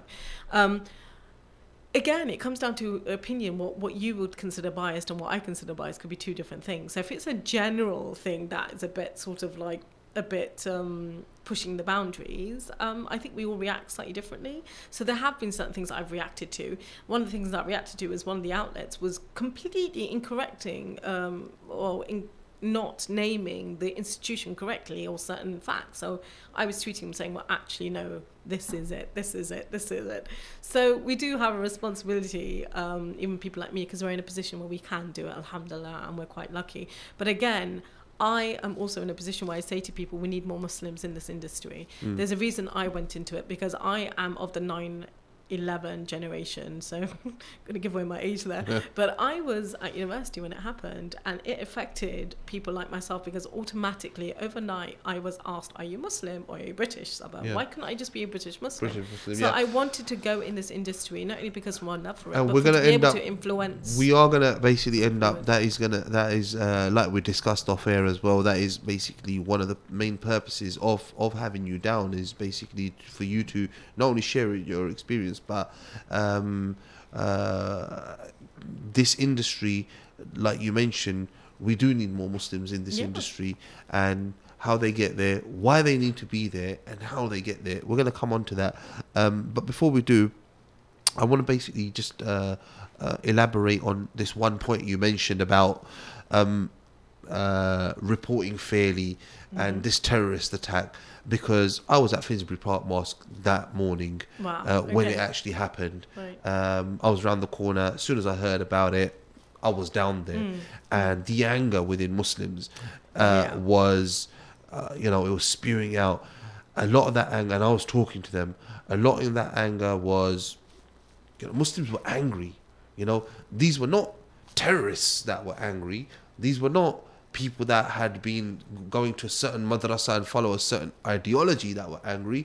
These were general British Muslims, like you're referring to, British Muslims who, enjoy their fish and chips and enjoy going bowling, temping bowling and whatnot. They were angry. Yeah. And they were angry at the fact that the media is not referring to this as a terrorist attack. Now, you mentioned the reasons behind it. It did not fit that criteria for you to refer to this as a terrorist attack, because the police have to declare it as a terrorist attack.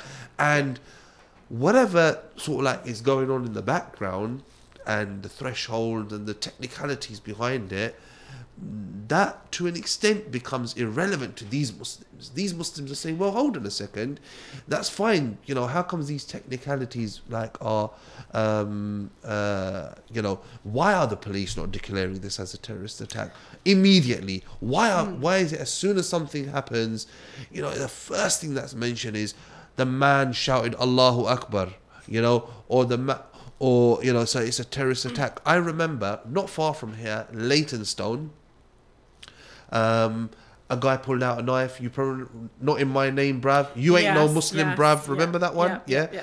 You ain't no that one. That was straight away, immediately referred to as a terrorist attack. There's probably reasons behind that. Number one, explain British Transport Police are on us. Location, so that could have been one of the reasons. I obviously don't know the circumstances around that, but how can they? Well, is this something? Is this some sort of like mindset that's basically being formed that? If it's a Muslim or anyone that looks like a Muslim, you can refer to them as a terrorist. No. And you're not going to get that backlash, because that's certainly how it feels. Well, maybe that's how it feels. And you said the people at the mosque, the community was angry and obviously quite legitimate. There's a lot of legitimacy there. They've been attacked. They're scared. They're frightened. It's Ramadan. But I also think, subhanAllah, because it was Ramadan, it's kind of one of those things where Allah tests us and tests us with patience. So we come from a community which is quite reactionary, and I will be quite I might get a flack for this, but we can be quite reactionary and not in the most promising light. And when I was watching that, I was naturally quite concerned, because you were around the corner from Finsbury Park Mosque. I was at home, and I didn't sleep all that night. And I remember messaging some friends saying, I'm actually really wary about going to work in the tube in the morning in my hijab because I look evidently Muslim. I shouldn't feel like that walking around London in my own city as a Londoner who's born and raised and is so proud of being British. So there's no conspiracy theory about how the media reporting works, and I'm not trying to defend the media. I'm telling you the truth. But you mentioned Muslims are reactionary. That reaction, how should they have reacted? Oh no, I didn't say they should react to a certain way or not. I just said there's legitimacy for their anger, which is what you said. They were angry and they were upset, and that's natural. Of course they would. Your place of worship is being attacked. It's Ramadan.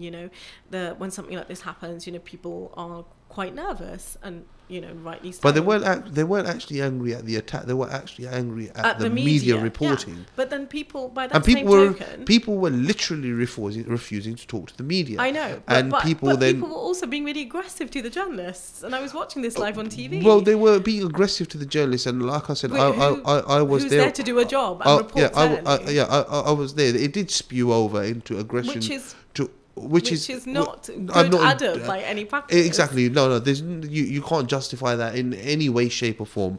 But what we're saying, the aggression was sort of like, it was obviously these individuals are the people that they're in front of them, and it was like sort of like, go and tell your bosses, blah blah blah. You know, that was the anger. So obviously they were there to face the brunt of it. It didn't at any point get the aggression wasn't ever at any point become violent or anything like that. But the point I want to mention here is that I want to ask you is that that anger was actually. It was not at the fact that, a gentleman had been mowed down outside Frisbury Mosque. That was part of the anger, but it was at the way the media reported it. And if the media has all of these policies in place, that it reports fairly, etc., how are these two scenarios created where you have all these rules that the media follows, but yet you have so many angry Muslims? Well, we have editorial values, and one of them is accuracy. And can you imagine, I'll give you an example. Can you imagine if it wasn't a terrorist attack or if it was another attack and they went and reported it was Muslims behind it, and let's just say it was the other way around, straight away, and it hadn't been Muslims, how would Muslims have reacted then? And I'll give you a good example. When the London Bridge attack happened around Borough Market, they didn't report straight away that it was a terrorist attack. They waited a whole 24 hours, almost 24 hours, until they got accurate reporting. No media outlet said it was a terrorist attack. So by which token can we win? It's not really a win-win scenario. Muslims get annoyed when all of a sudden Muslims are labelled as where the people behind it are, not where, like, the people behind these attacks are Muslims, and by any evidently token they're not Muslim, because Muslims don't behave like this. This goes against everything we believe in our creed and our tradition and our prophetic tradition. This is not part of Islam, and we know this. But also, if Muslims don't, if the media doesn't do it accurately, and let's just say by accidentally we say it is Muslims and it's not, Muslims don't like it either. Okay. So at what way? So we have to be very careful. I'm not saying everybody always is, but I know with the documentaries that my colleagues and I make, and I've got so many friends who are Muslims. We were talking about getting more Muslims in this industry. There are plenty of Muslims in this industry. We're not necessarily on front of camera or the presenters, but there are plenty of presenters who are Muslim out there. When I was growing up, there weren't many. There's probably a handful. Now there are so many, and there are a plethora of producers and journalists who are behind the scenes to make sure that accuracy is there. Plus, we want to be able to give everybody a voice. And that's what I want to basically come on to about Muslims within this industry. How long have you been serving in this industry for? A long time, since my university days. Okay, since your university days. And why do you think, or one of the reasons you mentioned was that, okay, you've got the policies in place, fair enough, but there's no point in having policies in place if you haven't got, if they're not actually implemented. And one of the ways of ensuring that they are implemented is that the people that are implementing them, they themselves have some sort of a passion to ensure that they are implemented. And that's where Muslims being in this industry surely comes in, because being a Muslim, though the policies are still there, you just need to make sure that they are implemented correctly, etc. What would be the main reasons to have Muslims in this industry? What would you say? It's really interesting, because we're saying the word Muslim, and there's no guarantee that every Muslim that works in this industry is an observant Muslim. So there are people from all faiths and backgrounds and no backgrounds. True, and a lot of people that work in journalism have no faith. Yeah. It's quite a secular kind of area to work in. And I can give you a great example about my colleagues and I were actually at a media conference just a couple of weeks ago actually, and it was a mainstream kind of conference to do with religion and media. And this is actually a specialized field. You know, people like me, we're specialized journalists, you know, with specialized background, because media, religion itself is a specialized specialism to make documentaries and programs. So it's a specialism that we go into. And about 20 years ago, every single national newspaper had a religion correspondent. Now only one does. And only one network, and that's the BBC, has a religion and ethics commissioner for television. But radio we have across the board. So no other network has it. So it's interesting, because when religion is constantly making the news, there are documentaries going out there, but there's a handful of us who are in this industry who are able to produce these programs. It's so quite interesting, actually. It's quite interesting, actually, that what you've just mentioned, and that does basically create the need for Muslims to basically get involved. Not just Muslims. My colleagues. I'm the only Muslim that works for CTVC in the company that I work for. But all my colleagues, some have a faith, some don't have a faith, some are just secular, but they're just good people who care about stories, who understand accuracy, who have a passion for work, have a passion for ethics, have a passion for telling stories that, you know, and they're untold stories. They're stories that you won't necessarily find in the news, because it's how documentaries work. Is if somebody's already doing it, you're not going to do the same thing. So whether it's a program on Hajj, or we've just done a 3-part series called The Pilgrimage on BBC Two, which was taking 7 celebrities, non-Muslim celebrities, to Spain on a pilgrimage, which was a 3-parter, and became one of the most popular programs on BBC Two. So you don't necessarily need to have a faith, but you've got to have an interest in the area that you're working in. Yeah, and some career path. I mean, somebody that did want to basically get involved within this industry, there's going to be multiple routes, and there's going to be multiple things. But what would you suggest as a good one for somebody who's just starting off, you know, finishing university, or even maybe hasn't decided what course to go on at university? What would be just enlighten us on that. So it's interesting because it's changed over the years. So when I was at university, media was considered a Mickey Mouse course. So you'd have to do a really good academic degree. I did theology, study of religions. I went to SOAS, which is in London. And I remember, no joke, I was doing law, and I went back and told my parents that I wanted to drop law to do religions. And my mum was like, what? Yeah. You know, how are you going to earn money from being a solicitor? I decided to do theology, and they were really worried because it's not a traditional Asian Muslim thing to do. Exactly, so I was breaking all those boundaries in order to kind of go down this thing that I had a passion for. So now, 10, 15 years on, there are so many more courses you can do now. So there's multimedia, there's journalism, you can even do a master's.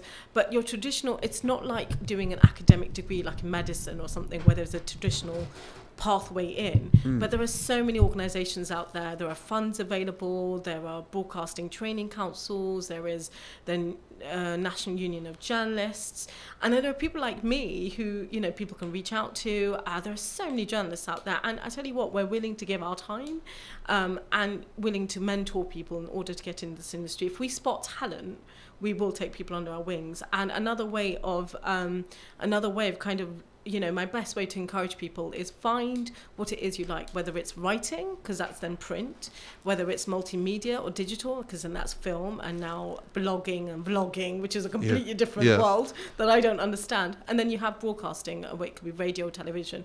Watch programs, listen to programs, find out who those producers are, find out who those editors are, contact them.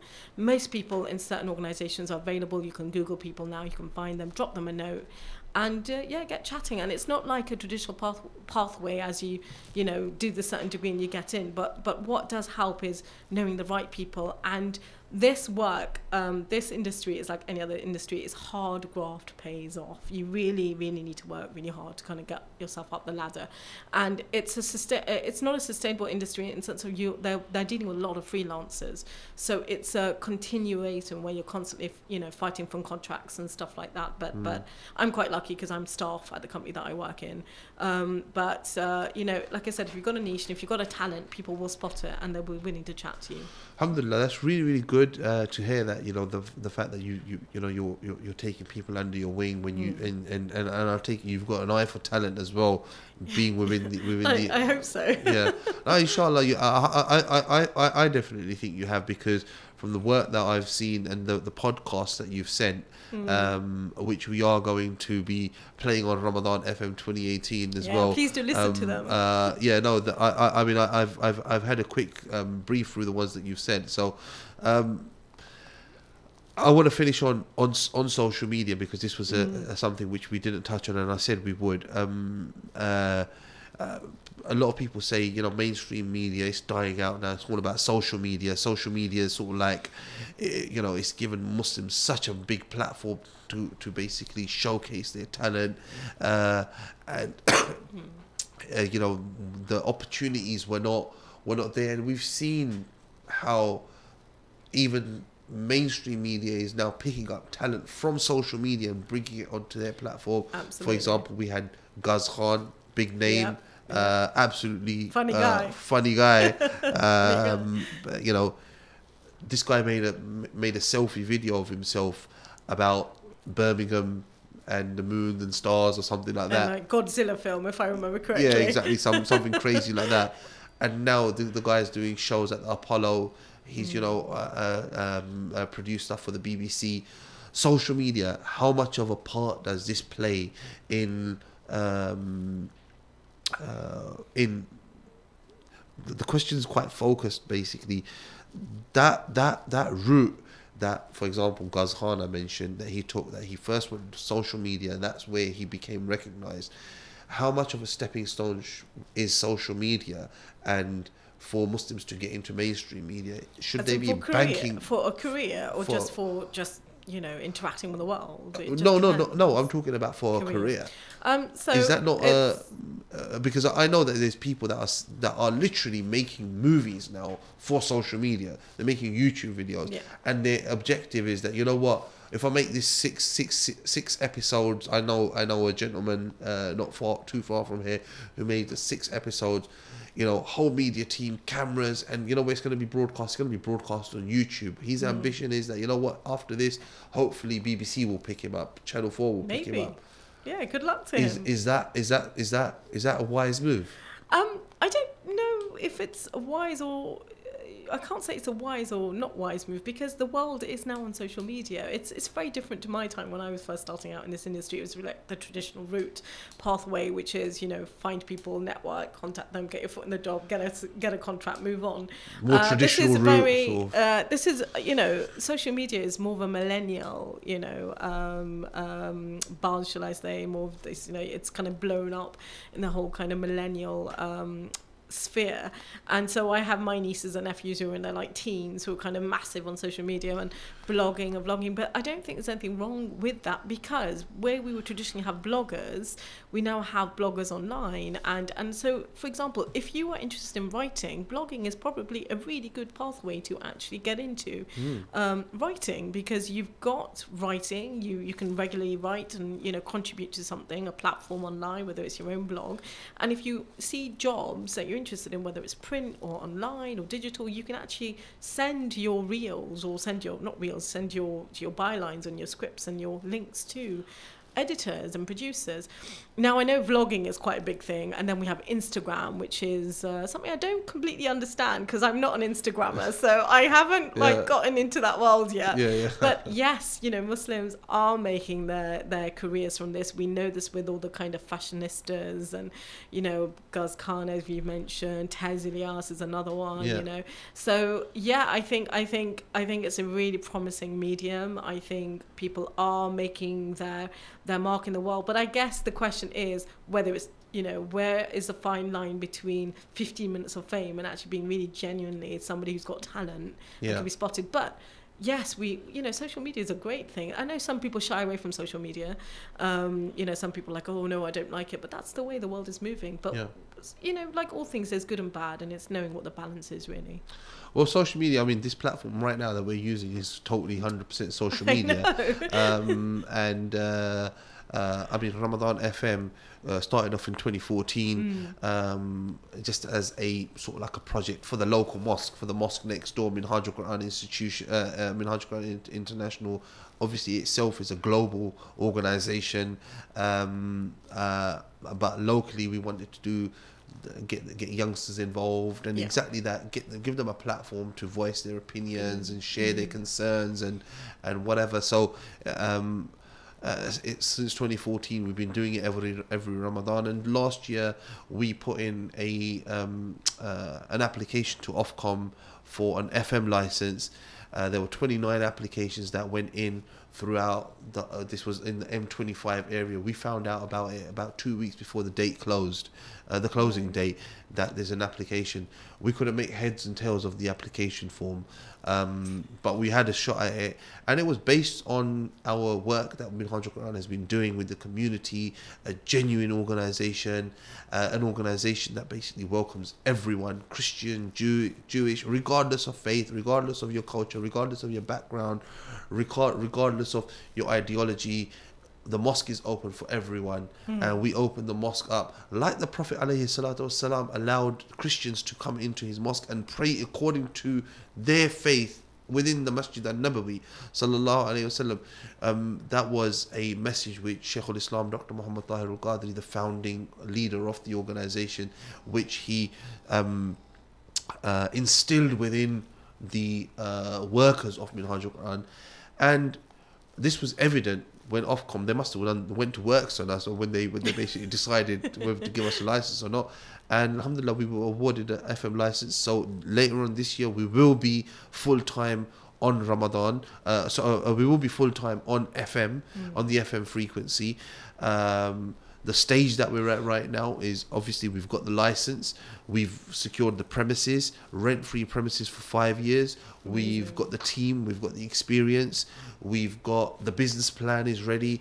We are now only waiting for the equipment. We're running an appeal throughout the month of Ramadan where we require 50. After Ramadan, the guy who I got the quote from, he wants that check of 50 grand. So I said to him, give me Ramadan and I'll come back to you after Ramadan. We're looking for 500 donors to donate £100 each. So it's just like a bite size. So listeners, if you're out there, this money is going to go towards our studio setup. It's going to be 2 studios set up so we can do pre-recorded shows as well, and we've got that second studio as well. So if for example one studio is being used, the second studio is always available, and that's what we're raising £50,000 for. A shout out for and a plea, please become one of our donors. The donation hotline is 07840 551 119. It's 500 people we're looking for to donate just £100 each. It's an amazing platform. Why is a community radio an important platform? What would you say? Is it an important platform? Yeah, absolutely. I think anything, as you've summarized it so beautifully in what you just said, you know, the fact that it's local, it's for the community, and I know you're going to be going on FM, which is wonderful news, but it gives an opportunity for members of the community to be actively involved, and all faiths unknown, but also for young people and harnessing that talent. Most people actually start from local radio stations or start from, you know, local newspapers, and they work their way up into the big guns. So people think automatically I became a BBC radio journalist overnight. I'm like, no, I had to work a certain number of years. You know, I worked with organizations, Muslim organizations, for free and never got paid a penny throughout my university years in order to just build up my repertoire. So I think things like this are brilliant, as long as, you know, it gives an opportunity for people to get involved, and also not only harness talent, but also people don't necessarily always know. Sometimes people want to become journalists or want to be part of be a presenter like yourself, but they just don't know how to get into it because it's not. I'm not a presenter. I'm just a volunteer. Or producer. Well, you're presenting today. I'm an estate agent. But people don't necessarily know how to get into these industries because they're not necessarily traditional Muslim kind of careers we go into. Guys, so this you know provides an opportunity for people. I'm gonna have to cut you up. You know in. what? It's not very often we get calls, We're getting but we are getting a call. I think I would advise you to put your headphones on. Okay, here we go. Gosh, good luck. Let's see who's on the phone. Hello. Assalamu alaikum, caller. What's your name and where you calling from? Walaikum Assalam. I'm calling from Ilford. Okay. Just down the road, pretty much. Okay. What would you like to say? I've got Sister Saba Zaman in the studio with me. Assalamu alaikum. Walaikum salam, sister. My name's Ghazala, and I was listening to the show, and I'm very pleased that that we're going to have a radio station forever now, inshallah. Basically, Abu, he's got a new checkbook, and he was saying to me, "Can you find out the details?" Because he's going to write a check and be one of the people who gives the £100 for the studio equipment and everything. Alhamdulillah. Jazakallah khair, sister. The way you can make a donation is basically by calling our donation hotline.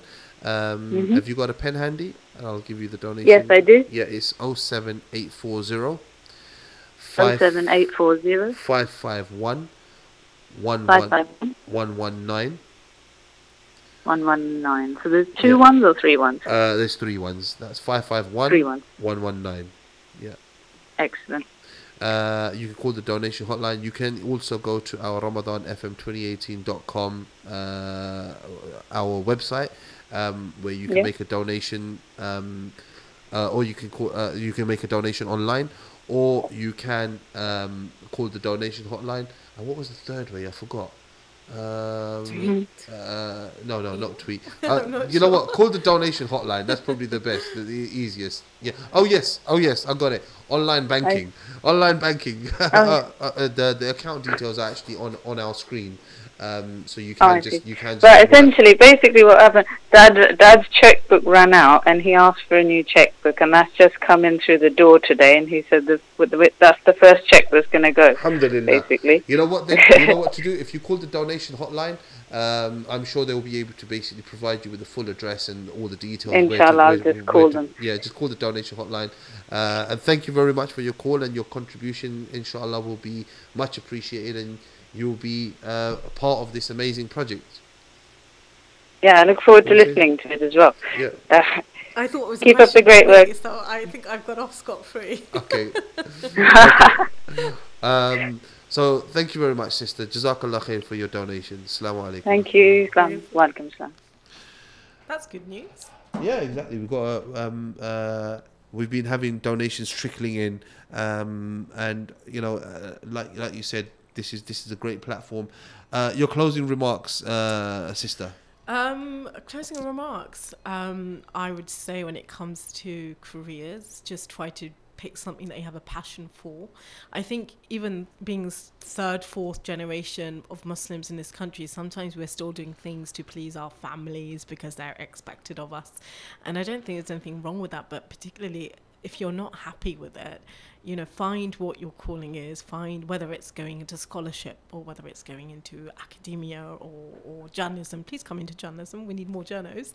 My daughter wants to be an archaeologist. Oh, brilliant. I love the fact that she wants to be an archaeologist. And not just journalists, whether it's going into filming or the creative industries, whether it's going into design set, theatre, anything. I think if you have a passion for something, really have a passion, follow that passion. Also, education is so important. Now, I know we haven't touched upon that, but traditionally you would have had to get a degree, but now there are amazing. You've got apprenticeships and all these things. Loads of programs out there. So many programs, and there's work experience programs and things which weren't around when I was growing up. So there's so much out there. Take advantage of it. Use that opportunity, and also, just and parents. I've got a message to your parents. Please listen to your children. If they have a passion, please support them. If my parents hadn't supported me, and I'm the youngest of four girls, and if my parents hadn't supported me, I wouldn't be where I am today. And I owe that to my amazing parents for having four daughters, no sons, and just raising their daughters to become the best of the best. And and my Ramadan message to everyone is Ramadan Mubarak, and have a wonderful remainder Ramadan, inshallah. Thank you very much. That was Sister Saba Zaman, who's been very kind enough to join us at our studio on behalf of Minhaj al-Quran and on behalf of Ramadan FM 2018. I'd like to thank you for taking your valuable time out to come here, share your experiences with us, and we pray to Allah subhanahu wa ta'ala that He continues to give you success in your career and He enables you to continue the good work that you're doing. Dear viewers, dear listeners, please stay tuned in. Straight after us, we have got our scholars program, Al Ihsan, with Sheikh Sadiq Qureshi. Please stay tuned in for that. I want to apologize to him on air. I'm very sorry for eating into his time.